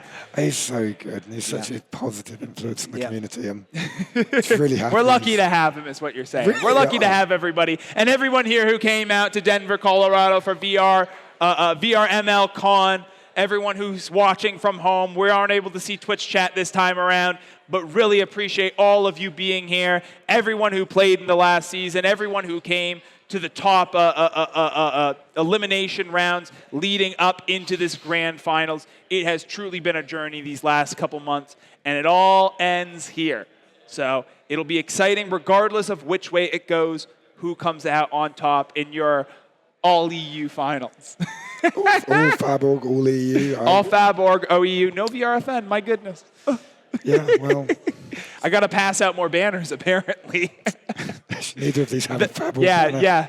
Well, I mean, Just me. maybe now we got to reach out to Tilbit. Hey, guys, we got to give them every banner that we can possibly get. I was trying to do that for this event, but I didn't get it. There you go. There you go. Well, we'll have to reach out to them afterwards. We got to make sure that they're repping whatever brand they feel is best for that. No, my brand. My brand. Just mine. No, just mine, actually. Oh, my goodness. All right. I do hear the sounds. We're doing our disconnection round. We should have just a moment before we get into this next matchup. I'm fully expecting a very good match. Honestly, if I could predict anything, I'd say less oops all DPS from that. I'd say more area of effects, more DOT, less oops all DPS. I think they just go the other way. We'll see it. Well, we're about to find out Nades. for sure as we get into Game 5. Set point for Tesseract, and he has brought back the Super Majestic. Monty does not have that Nova that he had before in order to prevent some of that aggression. So we'll have to see. But Tesseract taking a lot of damage right at the start of the match. Taking the Tundra as he tries to navigate to the front of his podium. The Super Majestic is down. He's following it up with a Viper Ellipse. That's new as well. Hey, he listened to you. Yeah. That's the advantage of being able to hear the commentary. Now the players are taking our advice, and he has swapped out that curved Luma and the double, well, not the double Raptor, he still has that, but he has brought on that Viper Ellipse as well. All right, he has that Super Majestic again navigating to the front of his podium to make sure it can get right there in the center and be as troublesome as possible for Monty. Monty taking a lot of damage from it, almost calling the shot. But Monty manages to drop block his way out of the Viper shot. And it's a lot of pressure to be put in.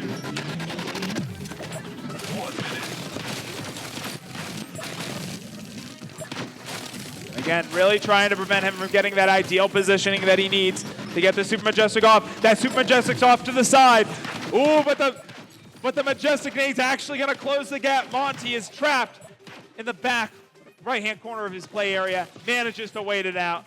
Very well played. And he still has the health advantage here, so the pressure is on Tesseract to get this back. Well, now he doesn't. Oh, all right, and just like that, I think things have changed up. It's too close for me to tell, but the Super Majestic comes out again. Monty does have that Aegis shield, he uses it, but the Viper is still hot. It's still hot on the field.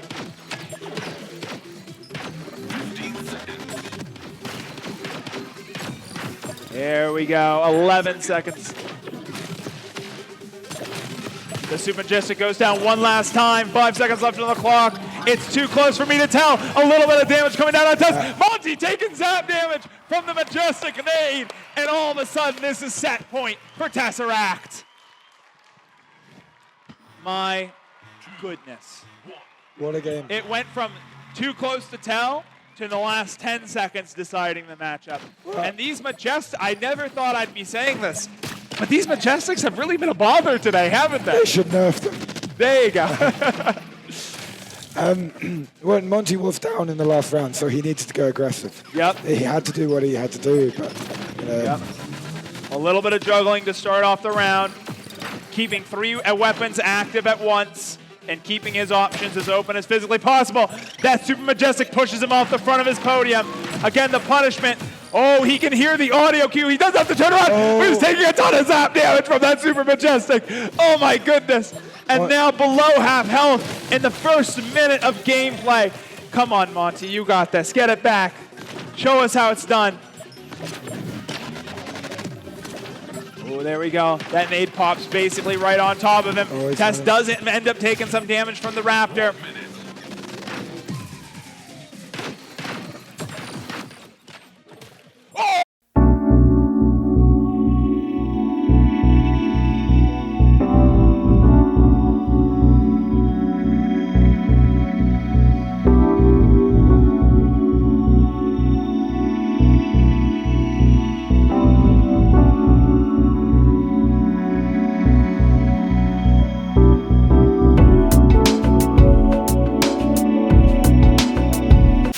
those My class 2 goodness. Vipers, you know, they And were the so and the nice. Vipers, my God. So Please, fast. someone clip that in chat. I need that clip. So I need that precise. clip.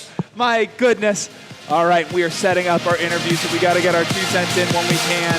But yes, my goodness, what an amazing matchup. And from Monty as Oh, well. shout out to Monty. Like, Shout out to you. the player Shout out just to Monty. does not stop improving. The player who does not stop playing. And it genuinely teaches me to enjoy the game Yeah. more than anyone. Yeah, and honestly, immaculate execution there. Again, these two are jet lagged. They've been playing their second full set of the day, getting up to match 5. Incredible. Well, Incredible. last finals, I said Monty was to be the next top player. Monty is the next top player. I feel proven right. you He's go. going to be the next new player to win a tournament. And I'll stand by that and fight anyone online who wants to say different. There we go. There we go. All right, and I believe we're cutting over to an interview with our champion, Tesseract. Hello, everyone. Alex here from Between Realities, joined with our champion in the Blaston tournament, VRML 2023, Tesseract. Congratulations, my friend. Tell us, how are you feeling? What are the emotions? Well, I'm feeling incredibly relieved. I mean, it's been it's been so tough, but yeah, I've enjoyed every moment of it, obviously, and yeah, hope to do this again, definitely. Absolutely. So what does it take to go up against an opponent like Monty? Balls. You need. It's tough. He did a great job tonight, and as well as Josie as well. But yeah, super tough. Yeah, tell us a little bit about what it takes to win a VR esports championship tournament. What kind of training and preparation goes into clinching the W? Well, obviously thinking a lot about what the other player will bring and how you respond to that. So my plan was to catch people off guard and then go in with some meta, and it seemed to have worked. So yeah. Any words for aspiring Blaston players out there? Oh, it's a cliche, but just keep playing. Like, if you keep playing, if you love your game, then you'll get to the top eventually. Tesseract, congratulations, my friend. Well deserved, absolutely. And we'll send it back to you guys at the desk. Thanks. And what a fantastic day it has been. This is going to be the end of our broadcast schedule, but not the end of today's events. Very shortly, we'll be starting up on the Ultimex Exhibition Finals. 2 top NA teams going head-to-head live on this stage, live footage for the first time ever. But this is going to be our sign-off. I'm going to plug for poor Captain here because I have to. He runs a fantastic EU-focused sports organization called Fabor. We're worldwide. We're not fabulous. There We're you corrupt go. as hell. We're like every esports team. There We you will go. Exploit you to our hearts. There you content. go. And I believe if you want to learn more about that, you can check out fabulous-org.com. Yeah, I couldn't afford fabulous.org. That's understandable. That's understandable. And if you want to learn more about the events that I do, you can check out vrfightnights.org. That's vrfn.org. Of course, go and check out VR Master League. Make sure that you're following this channel, absolutely, because you're not going to want to miss any other action. And hey, if you're around and this has interested you today, please do get engaged. They have new seasons that are being churned out all the time. It is really a great experience to be part of a VRML season. Just because a lot of the players aren't up on the stage doesn't mean that they didn't contribute a ton throughout this season, and we really thank everybody's involvement. I thank everybody who's out here in Denver, Colorado. Without you guys, we would not be here. Thank you so much. I have been Dr. Oolong. Thank you for participating, and we will see you all next time.